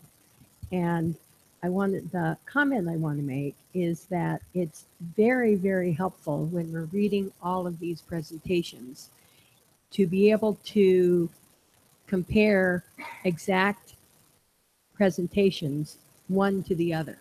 So I don't know whether you did that or whether the state did that or what, but it's very helpful. And I think it's one reason why we didn't need to ask very many questions. And, Principal Chang, made a reference that, yes, we've all read the presentations at home, but, these are really useful reports now, I think, to read and to comprehend compared to sometimes in the past, they weren't so useful. Any other questions? If not, any member of the community that would like to speak to this issue? Have you filled out a card yet? By all means, feel free to step up to the podium and please help us out with filling out the card. Thank you so much.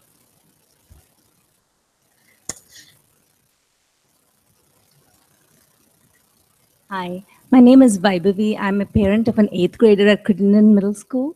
And as I listen to everything that's going on, I just here to give them a shout out to Crittenden Middle School. You talk to children and or adults even, and they'll say middle school were the toughest years of their life. And my son has had a tremendous experience all his 3 years at Crittenden, and the teachers have been exceptional. The advanced math program has really prepared him extremely well. The music program is just terrific. There's no tolerance for inappropriate behavior, and so he's had a socially great experience, and I am just appreciative. Thank you. Thank you so much. Trustees, or if there's any other public comments? No? Trustees, any comments? If not, motion would be appreciated. Just a real quick comment. Sure. I like the few examples. I think Angie did it and Rebecca, when the cohort information, I think that was really neat to hear about, especially when there was something, it kind of preempted any questions that we might have. Where it's like, there's something happening here, but looking cohort-wise, you see a hidden trend, and I really appreciate that. Anyone else? Motion? I move to to approve the single plans for student achievement as presented. Second. Moved by Madam Blakely, seconded by Madam Wilson, that the board approve the single plans for student achievement for Crittenden Middle School, Huff Elementary School, Landos Elementary School, Montaloma Elementary School, and Stevenson Elementary School. All those in favor? Aye. Aye. Aye. All those against? Motion passes unanimously. Thank you, trustees. Moving on to approval to advertise for bid Stevenson Elementary School new construction and alterations, multi-use room and library. Dr. Clark, the floor is yours. Thank you. I'm actually subbing tonight for our new director, Kevin Sanders, who is under the weather and cannot be here. Staff is asking the board to take action to approve so we can advertise for Stevenson's MUR and library alterations project. Any questions, board members?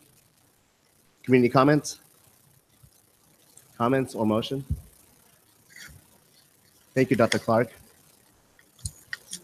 I move that the Board of Trustees approve bidding the Stevenson Elementary School new construction and alterations for the multi-use room and library project. Second. Moved by Trustee Gutierrez, seconded by Madam Wilson and Madam Blakely. All those in favor? Aye. Aye.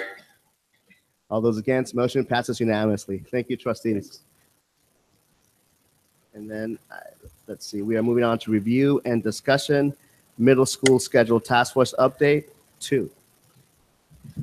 Okay, good evening. I'm here again this week to provide you with the latest update on the work of the middle school schedule task force. And as it loads and we move forward, not going to spend too much time at the beginning, but just reminding everyone that our goal, part of our strategic plan, is that we want all of our students to have access to an elective and that being a choice elective, and currently not all of our students have that. In tandem with that, we're also working on implementing a co-teaching model, which is also part of our strategic plan. And as we've been working on this, the two go very closely hand in hand. And while I know it was a little bit disappointing that we didn't get the schedule finished last year, it was a good choice, a good decision to do them together because there's implications of both for each. So a little bit of an update. So the first thing we want to talk about is thought exchange. So we had our thought exchange run from September 21st through October 16th, and it gave opportunities for our staff, parents, and students to give us some input on what elective opportunities they thought would be important to offer in our middle schools, what are things we need to consider as we adjust our schedule, and what questions and thoughts do they have. And I have to say what I really appreciate about this process is the input we get, but also seeing the priorities of both the parents, but also having the students have a voice in this process. So participation numbers, you can see we had approximately of adults, 427 participate. A lot of thoughts, a lot of stars in the star phase. You can see how the participation broke down, a little larger participation from families from Graham, and smaller participation from our families that have students that are English learners or students that have IEPs. And of course, our biggest number of respondents was from our 6th grade families, as they're going to be in our schools for the next few years.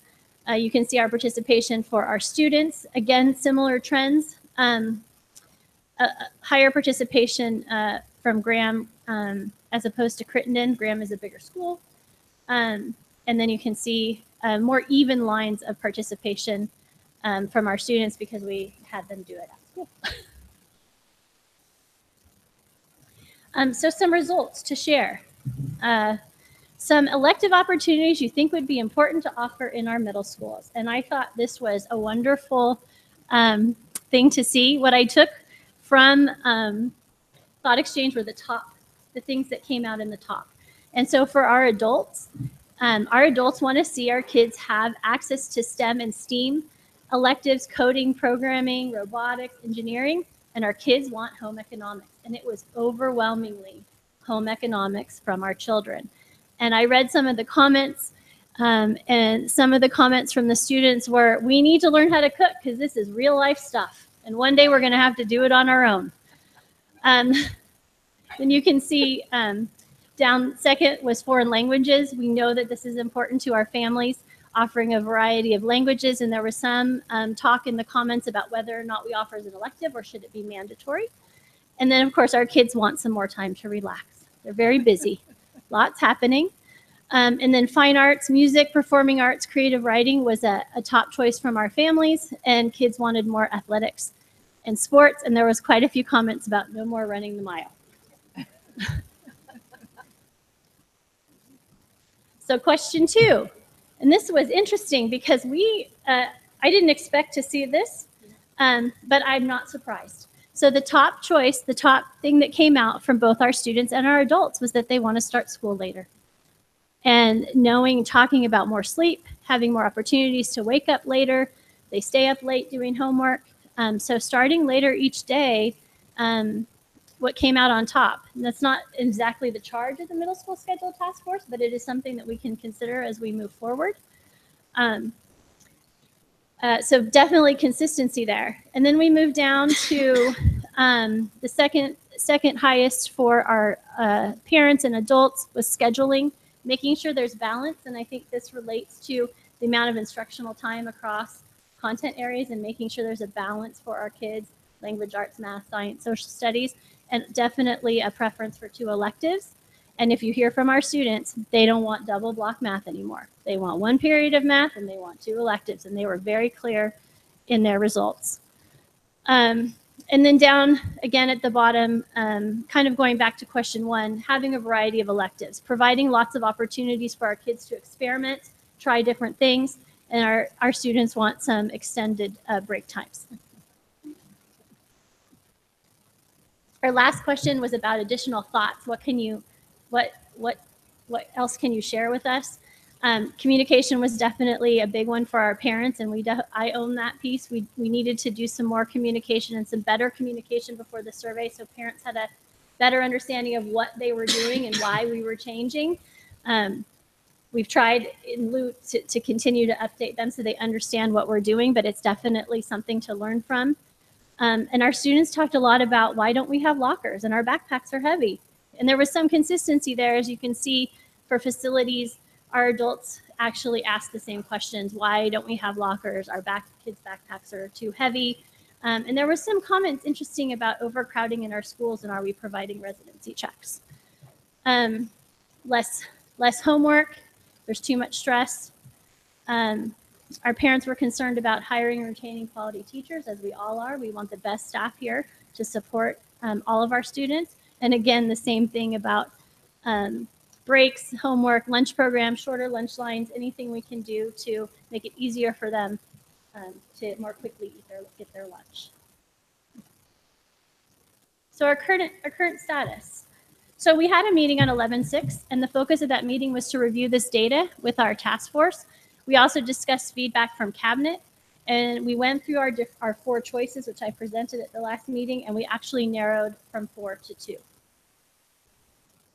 So we chose to, as a team, eliminated the 6-period day with response to intervention.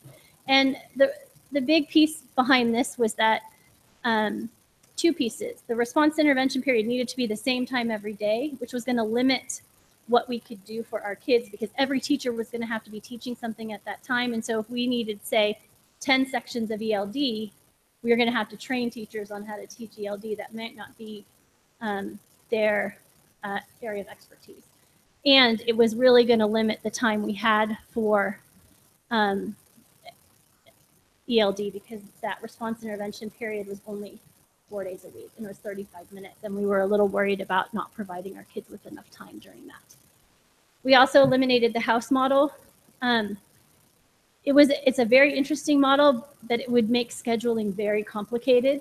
And it places a heavy emphasis on collaboration, and it can create some inconsistencies because all students are in a different house. They travel together with different teachers. And while we want kids to have different experiences, we also want there to be some consistency across the school. And the team was worried a little bit about whether or not we could make that happen in that model.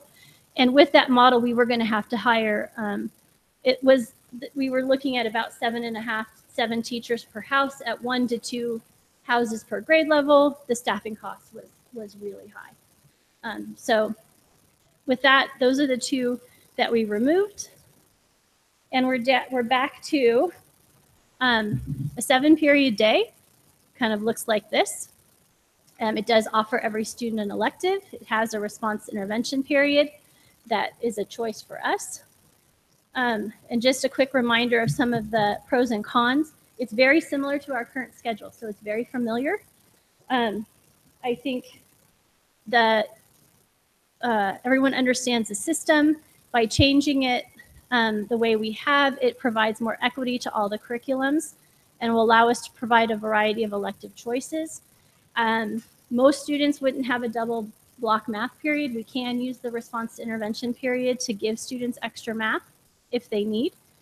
I think the biggest concern we have still moving forward, and we're working on a creative solution, is that our English learners that have special needs or have IEPs, there's not a place in the day for them to have ELD and instructional support. We have to find a creative solution to that. And it's the situation we're in now, but we would have to find a way, and that's what we've been working on in our meeting, to support those students in case co-teaching doesn't meet all of their needs. Co-teaching is being implemented to meet their needs, but as we begin, it may not meet all their needs because the co-teaching's in language arts and math, but there's still science and social studies and other areas that students may need extra support. So that's a piece that we're going to be working on at our next meeting. I think the other piece here that's come, there's only 1 preparation period for teachers in this schedule. Co-teaching work group is considering that 2 prep periods is probably best practice. Our teachers that are co-teaching need time to co-plan, but also need time to prepare. So that would be something we'd have to work out within the schedule, and how would that work? Then we have our 8-period day.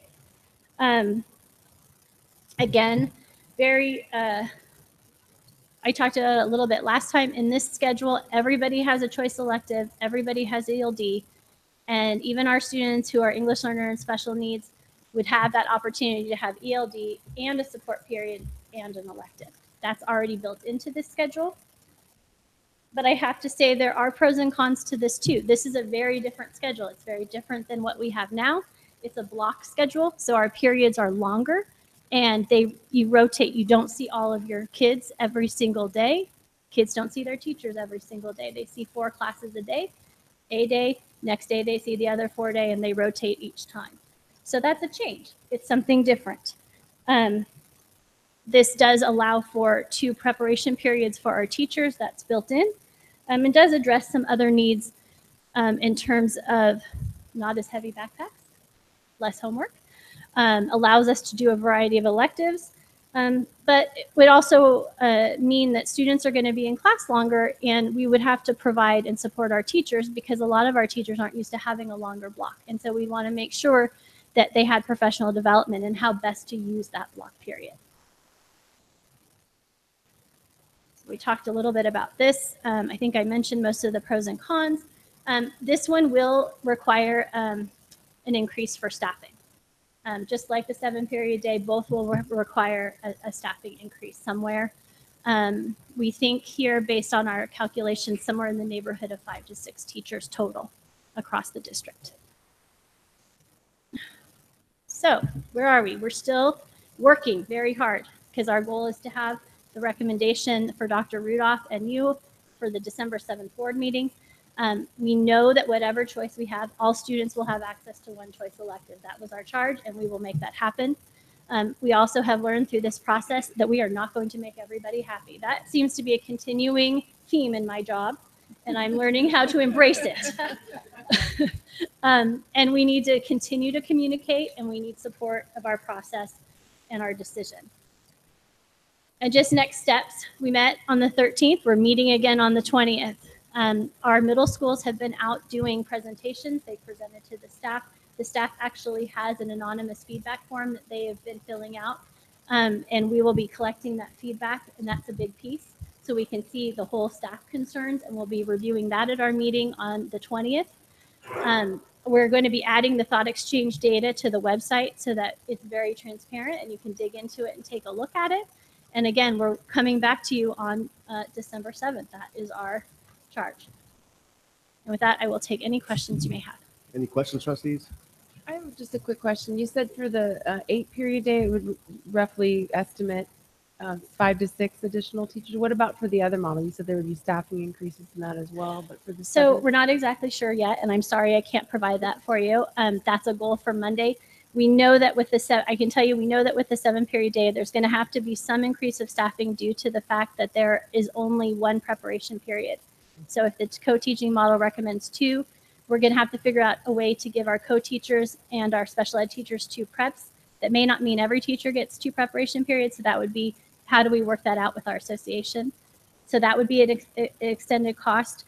And I feel like one of the ways that we could support students who have a need for support and English language development would probably be by hiring additional staff. So we could end up with a bigger staff cost. But I don't have it exactly. All right, thank you. That's very helpful. Sure. So is your sense that they might be roughly comparable in terms of the staff costs, the 2 different options? Or is it too soon to tell? It's kind of too soon to tell. Okay. I'm sorry. That's okay. Any other questions? Members of the community, would you like to speak to this issue? Comments, trustees? Madam Wheeler? Yeah, I have a comment. I am in favor of that 8 period day, and the reason I am, there's a couple of reasons. One is because of the block period. Children only have 4 periods a day. They only have 4 periods of homework to prepare for a day or less. So, you know, one of the big issues in education around the country these days is the amount of stress that young people have these days. I think the value of taking the stress of so much homework off of the students and having it, it seems like a more relaxed schedule for students. You know, there's a lot of merit to that. One parent I heard the other night say it's kind of similar to what students get in college. You know, you take classes Monday, Wednesday, Friday. You prepare homework, you know, every other day. And it's, you know, it just takes a stress load, you know, an academic load off your mind. Another reason I like that model is it gives teachers more time to prepare. So, you know, you talk about de-stressing students. I think this would be a way to de-stress teachers as well. So that's the one that, you know, and I know, you know, there's still a lot more work to be done and discussion to be done on this, but those seem like real clear wins for the 8 period day for me. Thank you. I also like the 8 period day, but I'm interested in the cost because if we can't afford it, we can't afford it. But I recall being in middle school and just really being excited about going to Spanish. I loved my Spanish class.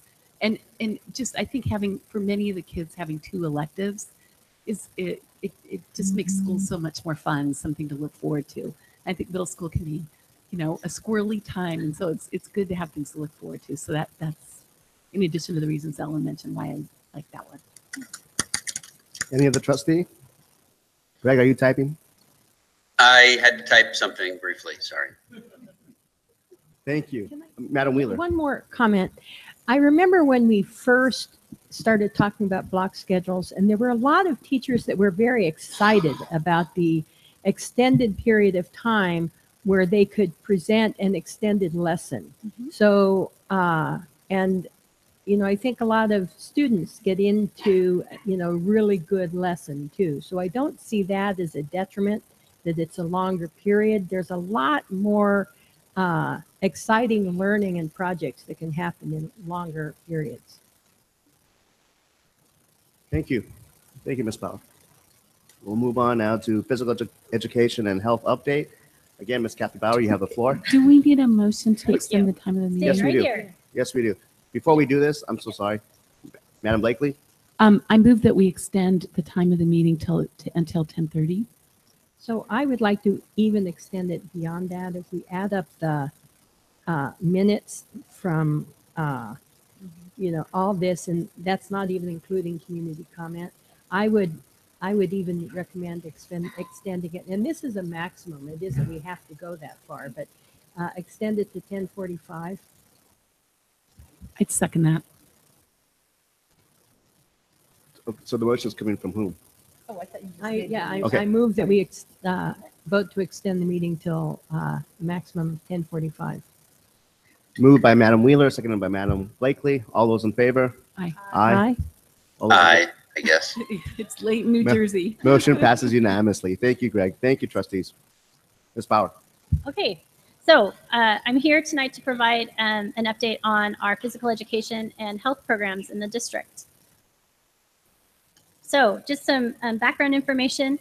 PE requirements. We don't have any requirements. There's no state mandated minutes in kindergarten. Students in grades 1 to 6 are mandated to have 200 minutes of PE every 10 school days.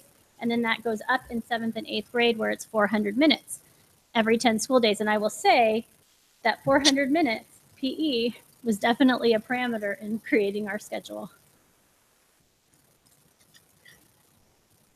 Health education. So right now, there is a current health standards and framework that was adopted back in 2008. It is currently being revised. In that framework, 5th grade standards include 10 standards on growth, development, and sexual health. There's a new framework, as I mentioned, slated to be adopted sometime in 2019. They're anticipating May. But in the interim, the California Healthy Youth Act was enacted and took effect January 1st, 2016, and that integrated the instruction of comprehensive sexual health education and HIV prevention education.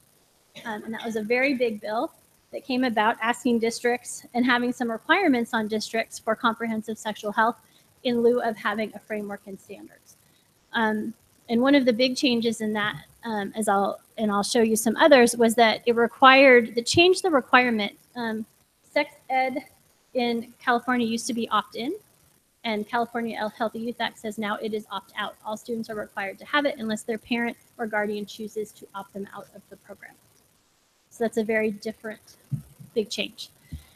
So a little bit about the California Healthy Youth Act. It does require that all pupils in grades 7 to 12 receive comprehensive sexual health education and HIV prevention education twice. So one time in middle school, at least one time in high school.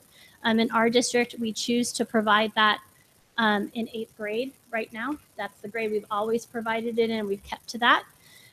We are, under this act, we are allowed to provide health education, comprehensive sexual health education at any age, earlier than grade 7, as long as we're using instructors trained in the appropriate courses. And there's a whole list of things we have to follow when we implement that. It's not just we can pick whatever we want. We have to follow the outline of the California Healthy Youth Act, but make it age appropriate. So we have to be medically accurate. We have to be objective. We have to be responsible and make sure that our English language learners understand what's happening. We have to be appropriate for use of pupils of races, genders, sexual orientations, ethnic and cultural backgrounds. Be appropriate for students with disabilities. A big piece is to encourage our students to talk with their parents and guardians about changes that are happening to them, teaching respect, and of course, not promoting any bias against anyone in our programs. So a little history as I looked back, and I'll start with PE. So PE, we now contract with Rhythm and Moves to provide our physical education for our elementary schools. All students meet the mandated minutes. They have 2 50-minute periods each week, taught by a credentialed teacher. And what's nice about this is while it is an expense to our district, it does allow our teachers in grades 1 to 5 to have 2 preparation periods a week. And that's very important. Our elementary teachers have a lot on their plate, and I've said this before. They're teaching all these subjects, and they need opportunities to plan because we ask them to be experts in everything. Their instruction is based, you can see, on the SHAPE national standards and on the California standards. Middle school, we actually have our own credentialed physical education teachers. You can see class sizes range.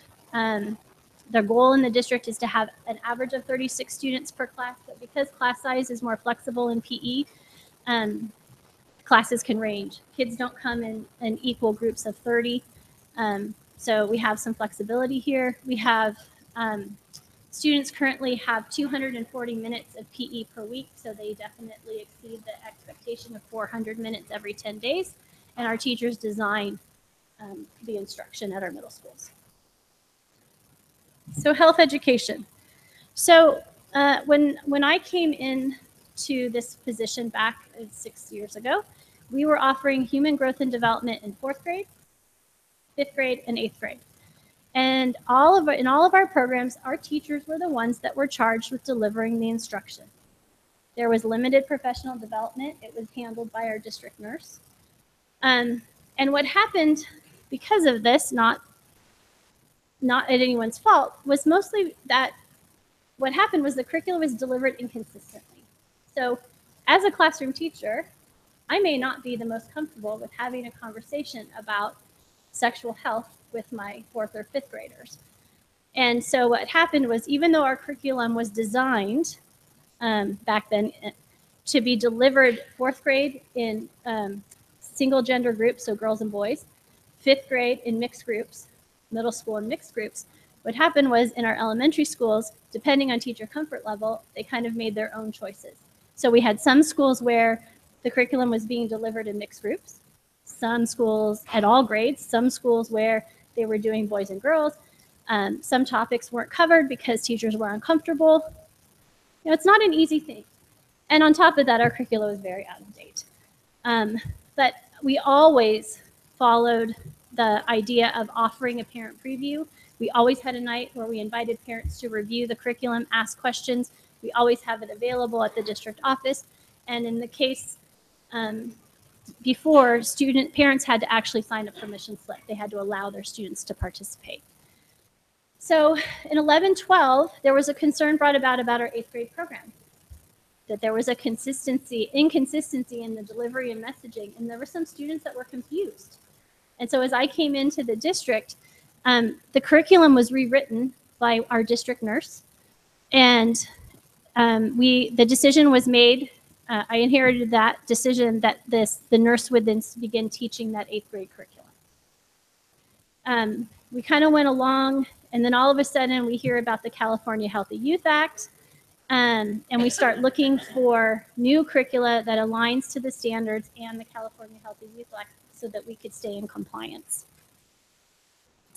And so in 15-16, we had searched for quite a bit of time, and we actually found Health Connected. And that's when we started the pilot of Puberty Talk in spring for our 5th grade. We made the decision then to discontinue the 4th grade program. There are no standards in the old framework talking about growth, development, and sexual health in 4th grade. So just because of that, we decided not to continue.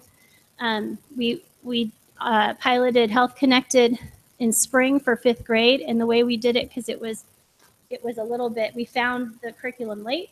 We offered a parent preview night. We had the material available at the district. We had Health Connected educators that are trained. This is what they do. They taught at Huff and Montaloma. That's all that we could fit in. Our district nurses went and were trained, and our district nurses taught at the other elementary schools. And in that year, we continued using the program that had been rewritten for 8th grade because it pretty much aligned already to the California Healthy Youth Act, so we kept it for that year. So then in 16-17, we decided to continue the pilot, and partly because we hadn't used Health Connected for all classes in 5th grade, and we wanted to do that, and we decided to add the Team Talk component for our 8th grade. Again, followed the same process. Parent preview nights and material available. Our Health Connected educators taught at all of our schools, 5th grade and 8th grade. And for Puberty Talk last year, we had a total of 29 parents opt out across the district. And we have about 550 5th graders. So early in the winter, we heard some concerns. Some concerns came to you, some concerns came to me from some parents about the Puberty Talk program. We made a decision after a lot of conversation to utilize a new process we learned from Teach to One for reviewing materials that are not state adopted. And so, because we're not going to have a recommended list of materials until the health framework is published. And we have to comply with the California Healthy Youth Act. So the idea was formed that we would have a park committee, and this was the flow chart, and that we would work to find materials with the committee. We would pilot them. We would suspend Puberty Talk for this year, pilot materials next year, and make sure that our kids that are current 5th graders would get whatever programs in 6th grade, because we didn't want them to miss out. And then following the flow chart, end up with an adoption. So where are we now? So PE. We're going to continue with Rhythm and Moves to provide physical education. We meet the required state minutes. It provides our teachers with that break that they need and that time for preparation, which is very important. And then our middle school schedule will meet the state requirements for physical education. And we need to find ways to help support the professional development for our physical education teachers. They're wonderful. They work very hard. And unfortunately, I think sometimes our focus goes to things like math and language arts, and then we forget. And so we really need to give them the support that they need. And they're very lovely. They don't ever complain.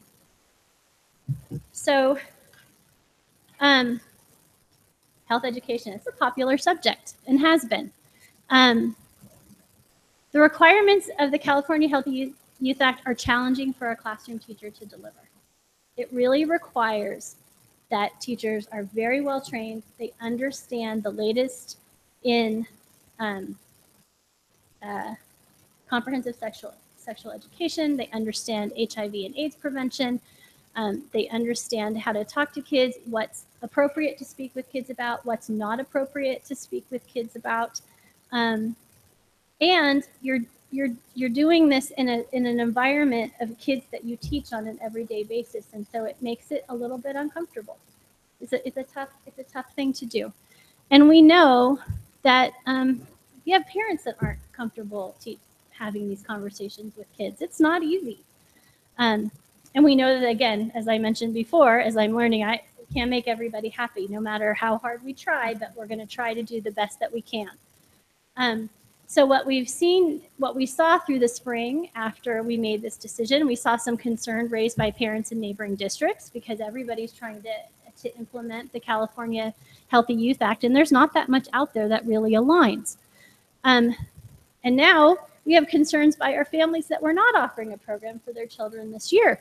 Understandably, we sent communications home and parents are concerned. And some court cases have surfaced and some rulings that help clarify some of the issues.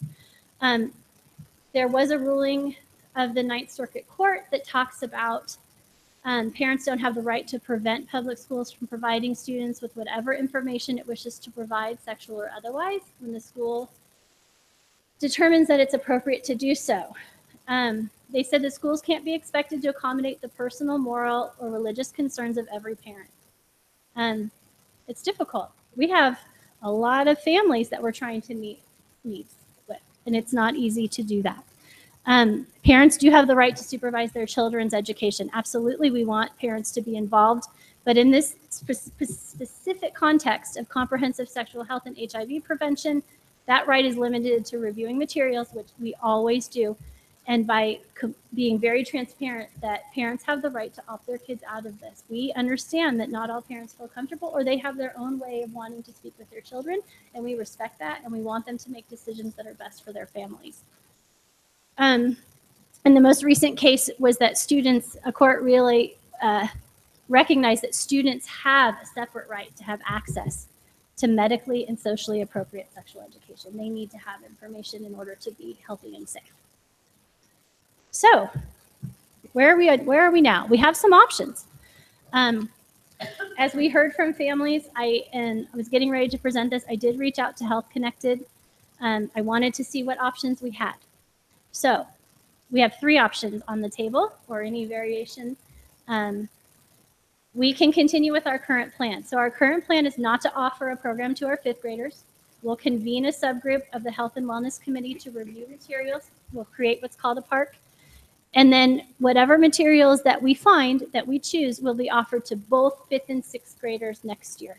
Because we don't want our current 5th graders not to have the education, but we'll wait and give it to them next year.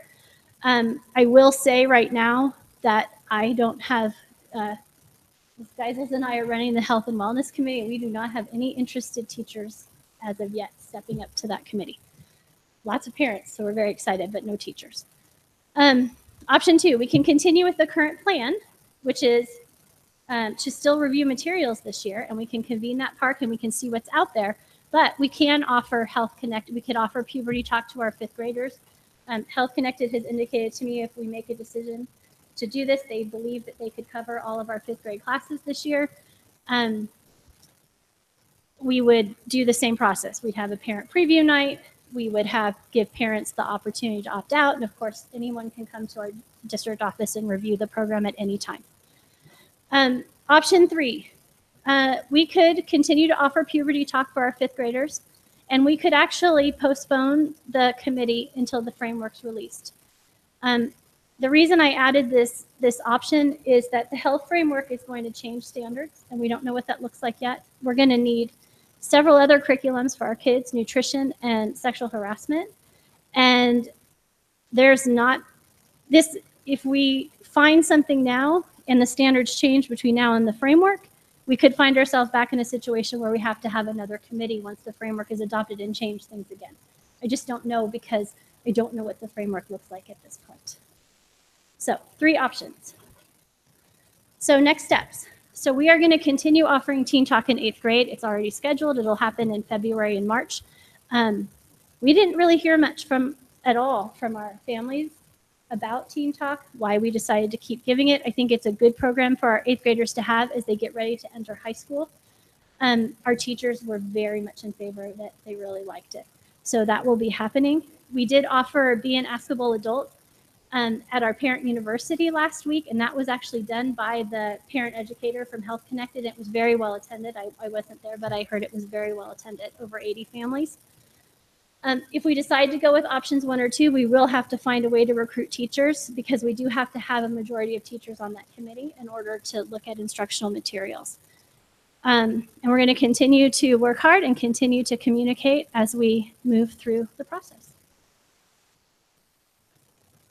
Oh, and so before I open it up and allow you to ask questions, I did say this in the narrative, but we are recommending, and I'm recommending option 3, just to not double up on committees and work. But I'm happy to do whatever the board directs.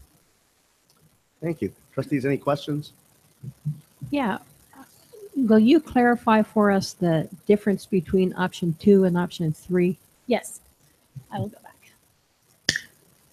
The only difference is that we would not convene a subgroup and look at other materials for 5th grade human growth and development this year.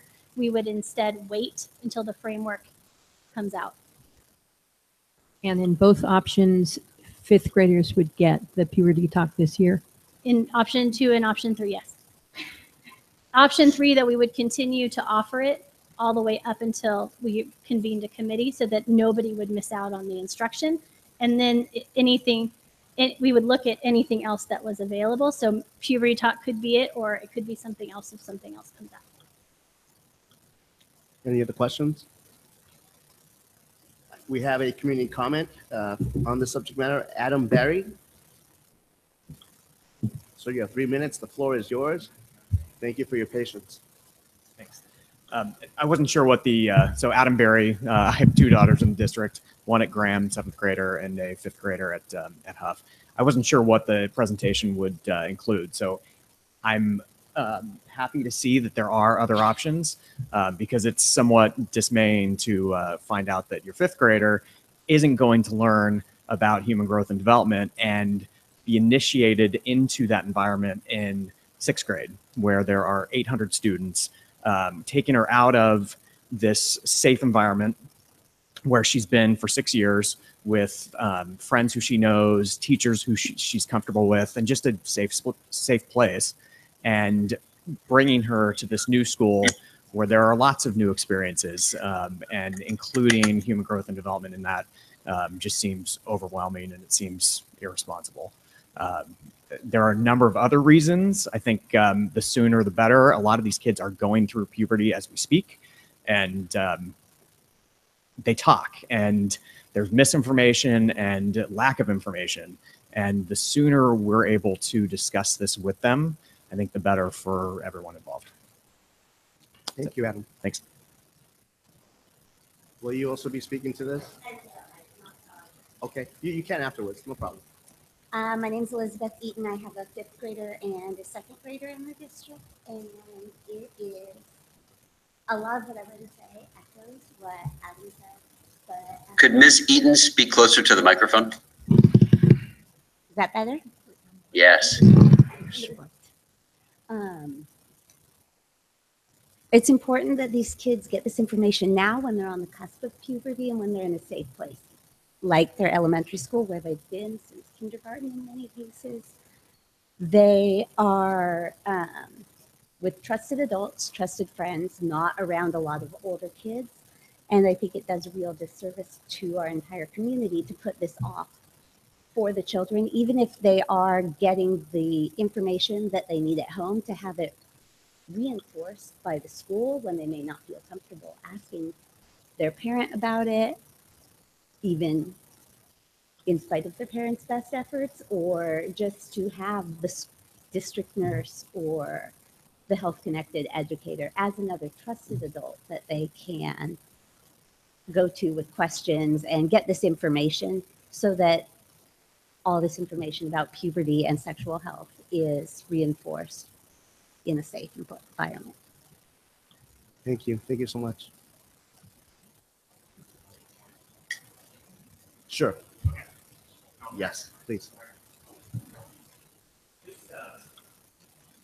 One additional point is the fact that I think 29 people opted out, 29 families opted out of the 5th grade last year, 2 years ago, which equates to roughly 5%. So it's a pretty small minority of parents who are uncomfortable with this. I think the vast majority are in favor of including some sort of human growth and development in 5th grade this year. Vote for option 3. Thank you, Adam Berry. Trustees, comments? I have a comment.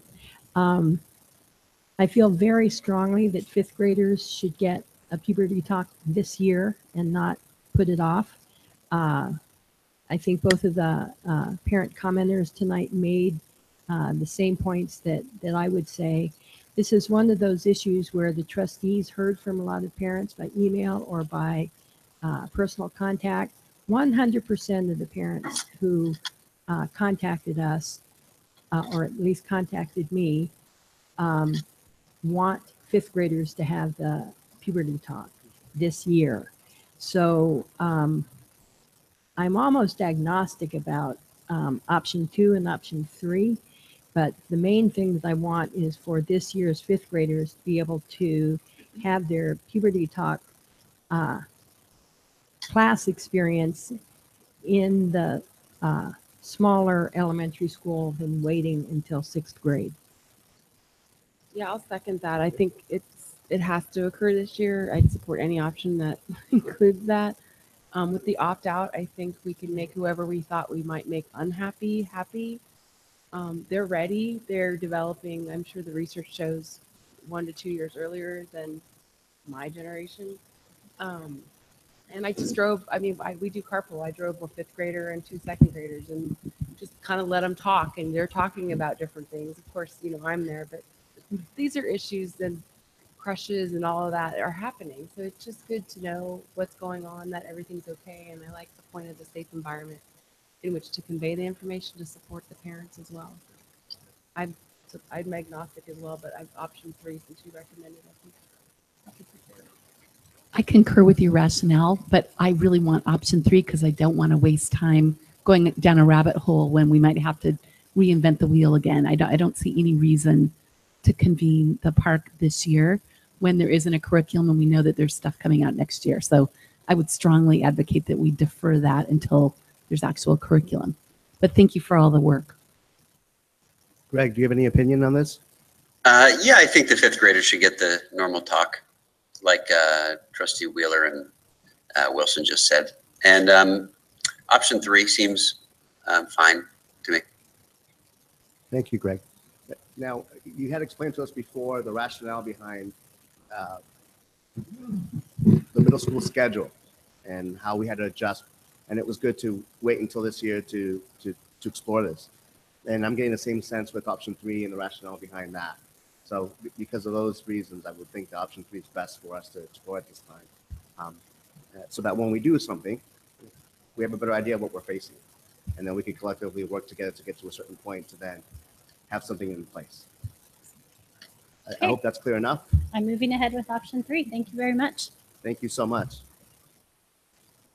President Gutierrez. Yes, Madam Blakely. I make a motion that we swap item D, move the order, and put tours at Mistral School next, and then the planning for the annual organizational meeting after that, so that there's many parents here who may want to speak so that they can go home given the late hour. I'm fine with that. Moved by Madam Blakely, seconded by Madam Wheeler. All those in favor? Aye. Aye. All those against? Thank you, trustees. So now we will head on to the now we will move on to tours at Mistral School. Ms. Sarah Kopit Olson. The podium is yours. Thanks. Sarah Kopit Olson, Vice President of the PTA at Gabrielle Mistral. Just want to acknowledge that the additional info sessions for the choice schools have been added, and we really applaud the district for helping families to be better informed about the choices. So thank you for that. We've spoken with our principal, and we're excited about the upcoming enrollment period. And we're looking forward to assisting the school in planning our informational events that are coming up. And I want to reiterate how many of parents believe that tours would benefit any school in the district. And we received quite a bit of feedback that Mountain View parents would really appreciate having school tours. That's all I have to add to what we said before. And just for the record, we had tabled this issue because of time constraints. We're bringing this up back now to finalize. Right. And as far as I remember, I know Dr. Rudolph had also mentioned that he was open to the idea of possibly having videos be placed on the school site or through the district, if not both, so that we could have an option like that made available 24/7. I'd like to give Dr. Rudolph the opportunity to be able to explain or provide us an update with where we stand now with this issue, and then move along. Dr. Rudolph. Sure. The way that we understood the request was that the biggest concern is about how do we get information about the particular programs, right? And so we looked at this a couple of ways. The first one is that we decided that for all of the schools, and we would start with 4 immediately, we would help create promotional materials that would include videos as well as other things that sort of describe the tours that schools can use as sort of as part of their information night that would be least disruptive to the instructional environment. The second thing is that we added the second night. There were a couple schedule conflicts during that week that we had it, and we instructed both schools that they're going to hold 2 nights. So they will have one on the 6th and then again another one on the 13th. That gives every parent an opportunity to attend. And the last thing we informed the principals today that ultimately, if they feel like it manages their schedule, can accommodate a tour, they're more than welcome to do it. And that will be a decision that they will make because ultimately is their schedule. Thank Can you, I- Dr. Rudolph. Can I ask for a clarification? Is that 2 information nights at the choice programs or 2 at every school? What, when you say 2, what do you mean? The choice schools will do a second information night. Okay. On the same night. Yes. So they'll do one on the 6th and they'll do one on the 13th. Stevenson and Mistral are both scheduled for the 13th at 6. No, they have one on the 6th also. Right. So they have 2. Right. There's a information nights at each of the schools. Is that correct? So they will essentially do 3 different events. They will be at the district event where they will pass out information. They will have the same that we already publicized for, which is the 6th. And then we've added a second one on the 13th. Okay, so is Bub Elementary School going to have its own information night? Yes. Okay, and then All of the elementary schools will have an information night at one time. right, and then the choice programs will also have an The additional. following week, they will do Yeah. another one. So if you wanted to attend 3 info sessions, you could not, but you can attend 2. Okay, all right, thank you. Any questions by members of the board? Members of the community, would you like to speak to this issue? Comments, trustees? I have a comment. I really appreciate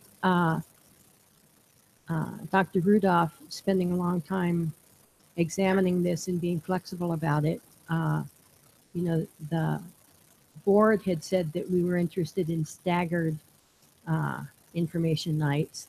And I think what you described to us is a staggered schedule so that, and it's not a, you know, multi-level staggered schedule, but it's more than just one night. So I appreciate that you added some flexibility into the schedule, and I think it's a service to the parents in our community for you to have done that. Anyone else? I want to say by the same token, I do appreciate trying to protect the school day so that the teachers and the principals can focus on their core goal, which is educating students. And I'm glad that we came up with a resolution that seems to work for everybody. And I like the idea of having it be delegated to the sites because, you know, I wish the board hadn't really gotten involved. To me, this seems more of a, you know, administrative function, and it's less of a board policy oversight type of issue. So I'm just glad we landed where we landed, and I think that was the right decision. So thank you. Thank you. Thank you. Any other comments, trustees? Okay, I have one final one, and it'll be quick. I think the flexibility is key. Dr. Rudolph, thank you so much. But I think this also, and I agree with you, Ms. Blakely, that this isn't really a board issue. But I reiterate the way the process works is when parents have a concern, and we've seen this in the past, they have the right to ask for an agendized item. And I'm happy that for the most part, when we have had those instances, we've been very cooperative. We've done what we can. When I began as board president, we tackled TTO, and the parents were adamant about let's have a special session, and we did, though it was already something that Dr. Rudolph and I had planned. But to give the community the opportunity to be able to bring things up that they think that they perceive is important, I think is also it's a two-way conversation, and we learn from these experiences so that next time around, if there is one, we're better flexible. Well, we're better able to be flexible to meet the issue, to address it, to figure out what's going on, and then at that time, we're posed to be able to figure out, well, do we have a role in this or not? And what's the possible solution? And then we move on. So for having listened to me, I want to thank you all, but I like to reiterate that this is also a process that's there for the taking for the parents. And when that happens, I don't know that we can say no. we can't listen to this issue. So I want to thank you all for your patience and your time. And again, Dr. Rudolph, for your flexibility. Thank you so much. Thank you. Okay, and we will now move on to planning for the annual organizational meeting.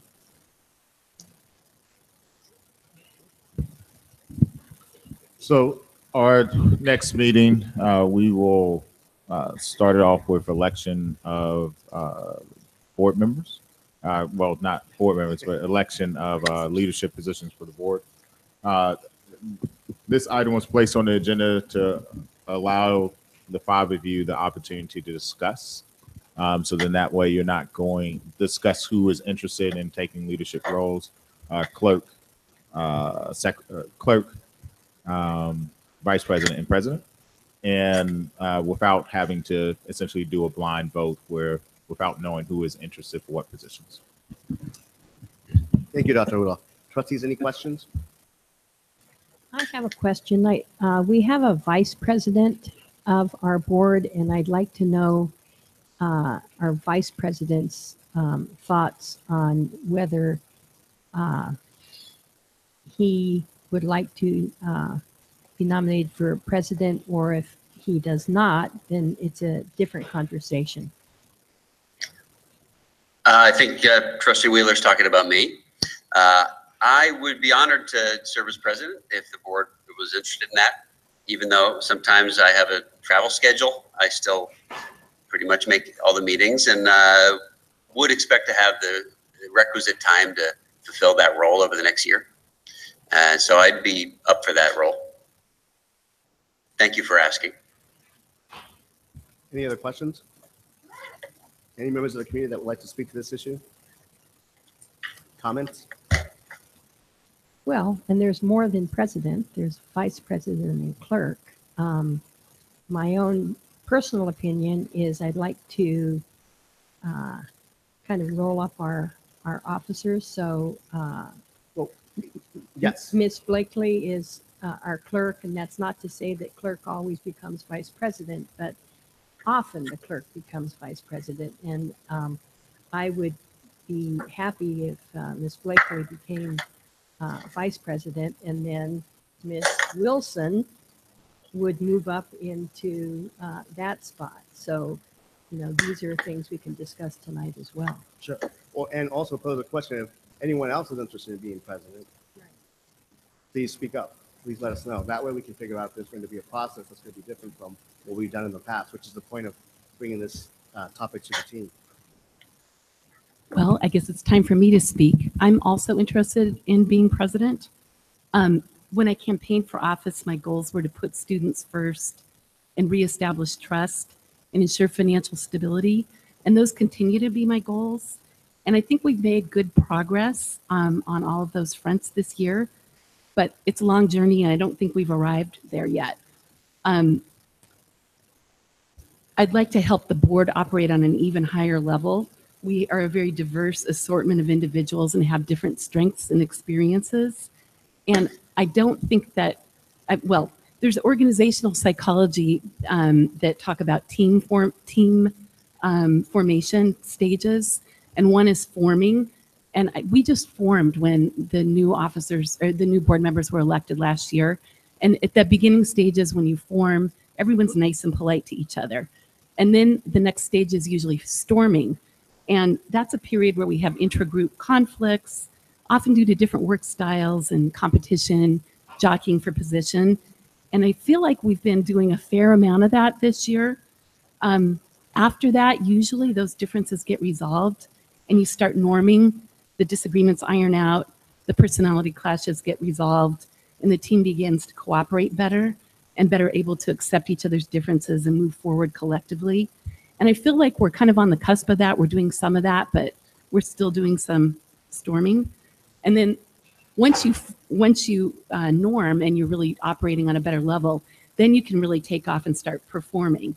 You've got the norms established, the group focuses collectively on problems and achieves its goals without significant friction. And I've had a lot of experience working with groups, with diverse groups professionally, and in our community with MVF, with site councils, parcel tax campaign, Share Shoreline, bringing a lot of different perspectives together.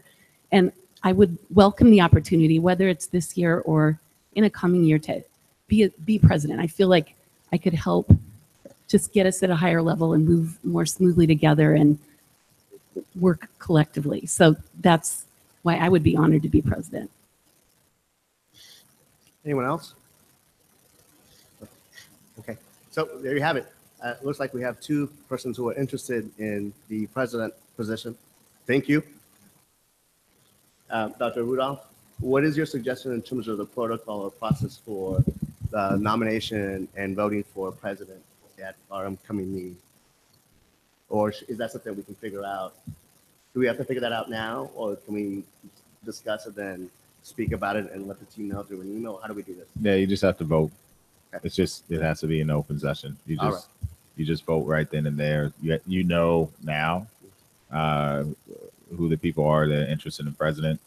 I would suggest that you simply ask the same thing about vice president. Yes. And clerk. And then what we would do is we just tally it and just read off the votes. And that's really just about it. Sounds good. Thank you, Okay. sir. So having said that, having listened to Dr. Rudolph's advice, moving on to the second position, is there anyone else who's interested in vice president?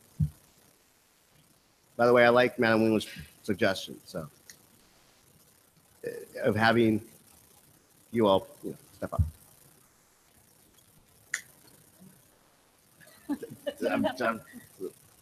It's just a matter of who's interested. I think it would be, for me, a little more helpful to know what each position entails. But, Sure. I mean, I've observed, obviously, but I even asked Trustee Blakely, oh, you're clerk. Like, what does that mean? And so I got a little bit more of feedback in terms of what the responsibilities are, time commitment, things like that. But at this point, I mean. Okay, all I right, was so, going to take clerk, but we're not talking. no, that's okay, that's all right. It's just a matter of trying to get feelers out there to figure out, because I'm not doing it. I'm not doing VP and I'm not doing clerk. No disrespect to anyone, it's just, it's just. Can I give some input regarding clerk? I think clerk at this point in time only involves signing papers at the end of a meeting. So you would have a commitment to stay, 5 to 10 minutes after meetings. So there's no onerous time commitment. It's, it's almost an honorary position, and you're an officer. But it does have more assigned duties than being vice president. Please explain, sir. Vice president doesn't even have the duties of the clerk, where the clerk actually has to sign something special. Except, But when the president can't be present, then the vice president acts in that That is capacity. true. And Correct. you've done that admirably. Thank you. Yes, and that's part of the reason why sometimes you'll see me move the gavel if I have to leave or what have you, or things like that, which is great, because I think that incorporates the team essence of just trying to build the team and moving forward. So the next person comes up and, they take it with the charge and go for it. Okay, sounds good. So it sounds like we have interest for those positions in general. How about for clerk? Any other members beside Madam Wilson who's interested in that position? Okay. Sounds good. So it looks like we know what to expect for the next upcoming meeting in terms of the process. Madam Wheeler? well, I was gonna joke. I don't think you can, prepare campaign materials or spend money on this office. I think you're right. So having said that, thank you so much, trustees. Madam Blakely and Honorable Coronado, we wish you the best of luck at the upcoming meeting. And regardless of what happens, this is a team. Regardless of where we're at, one way or another, we're moving forward and we're making progress. Sometimes how you get there is a little bit debatable, but nonetheless, we are all cordial and we are all very friendly to one another and to the team as a whole. And there is a difference. One way or another, we see it. I hear it. I view it on TV when I look at the review of the meetings, and I'm glad that we're moving forward. So I appreciate all your time and all your help and all your energy. Thank you so much. It's been an honor to be your president, and I'll continue to be on the board, and then we'll see what happens. Thank you so much. Moving on to board updates. So I prepared written update, and what I am starting to do is write a few more details in my written updates, in anticipation for not being able to provide verbal comments. So I'm happy to just, at least for this meeting, to just submit, input to Ms. Lilga. Thank you, Madam Wheeler. Anyone else? I submitted mine via email as well. Okay, all right. Items for future agendas, there are none listed there. Is anyone interested in bringing something up? If not, we'll move on to future board meeting dates, which are already listed. Excuse me. Having said that, then we can move on to adjournment. And the time is 10:27 p.m. All right. Thank you, trustees.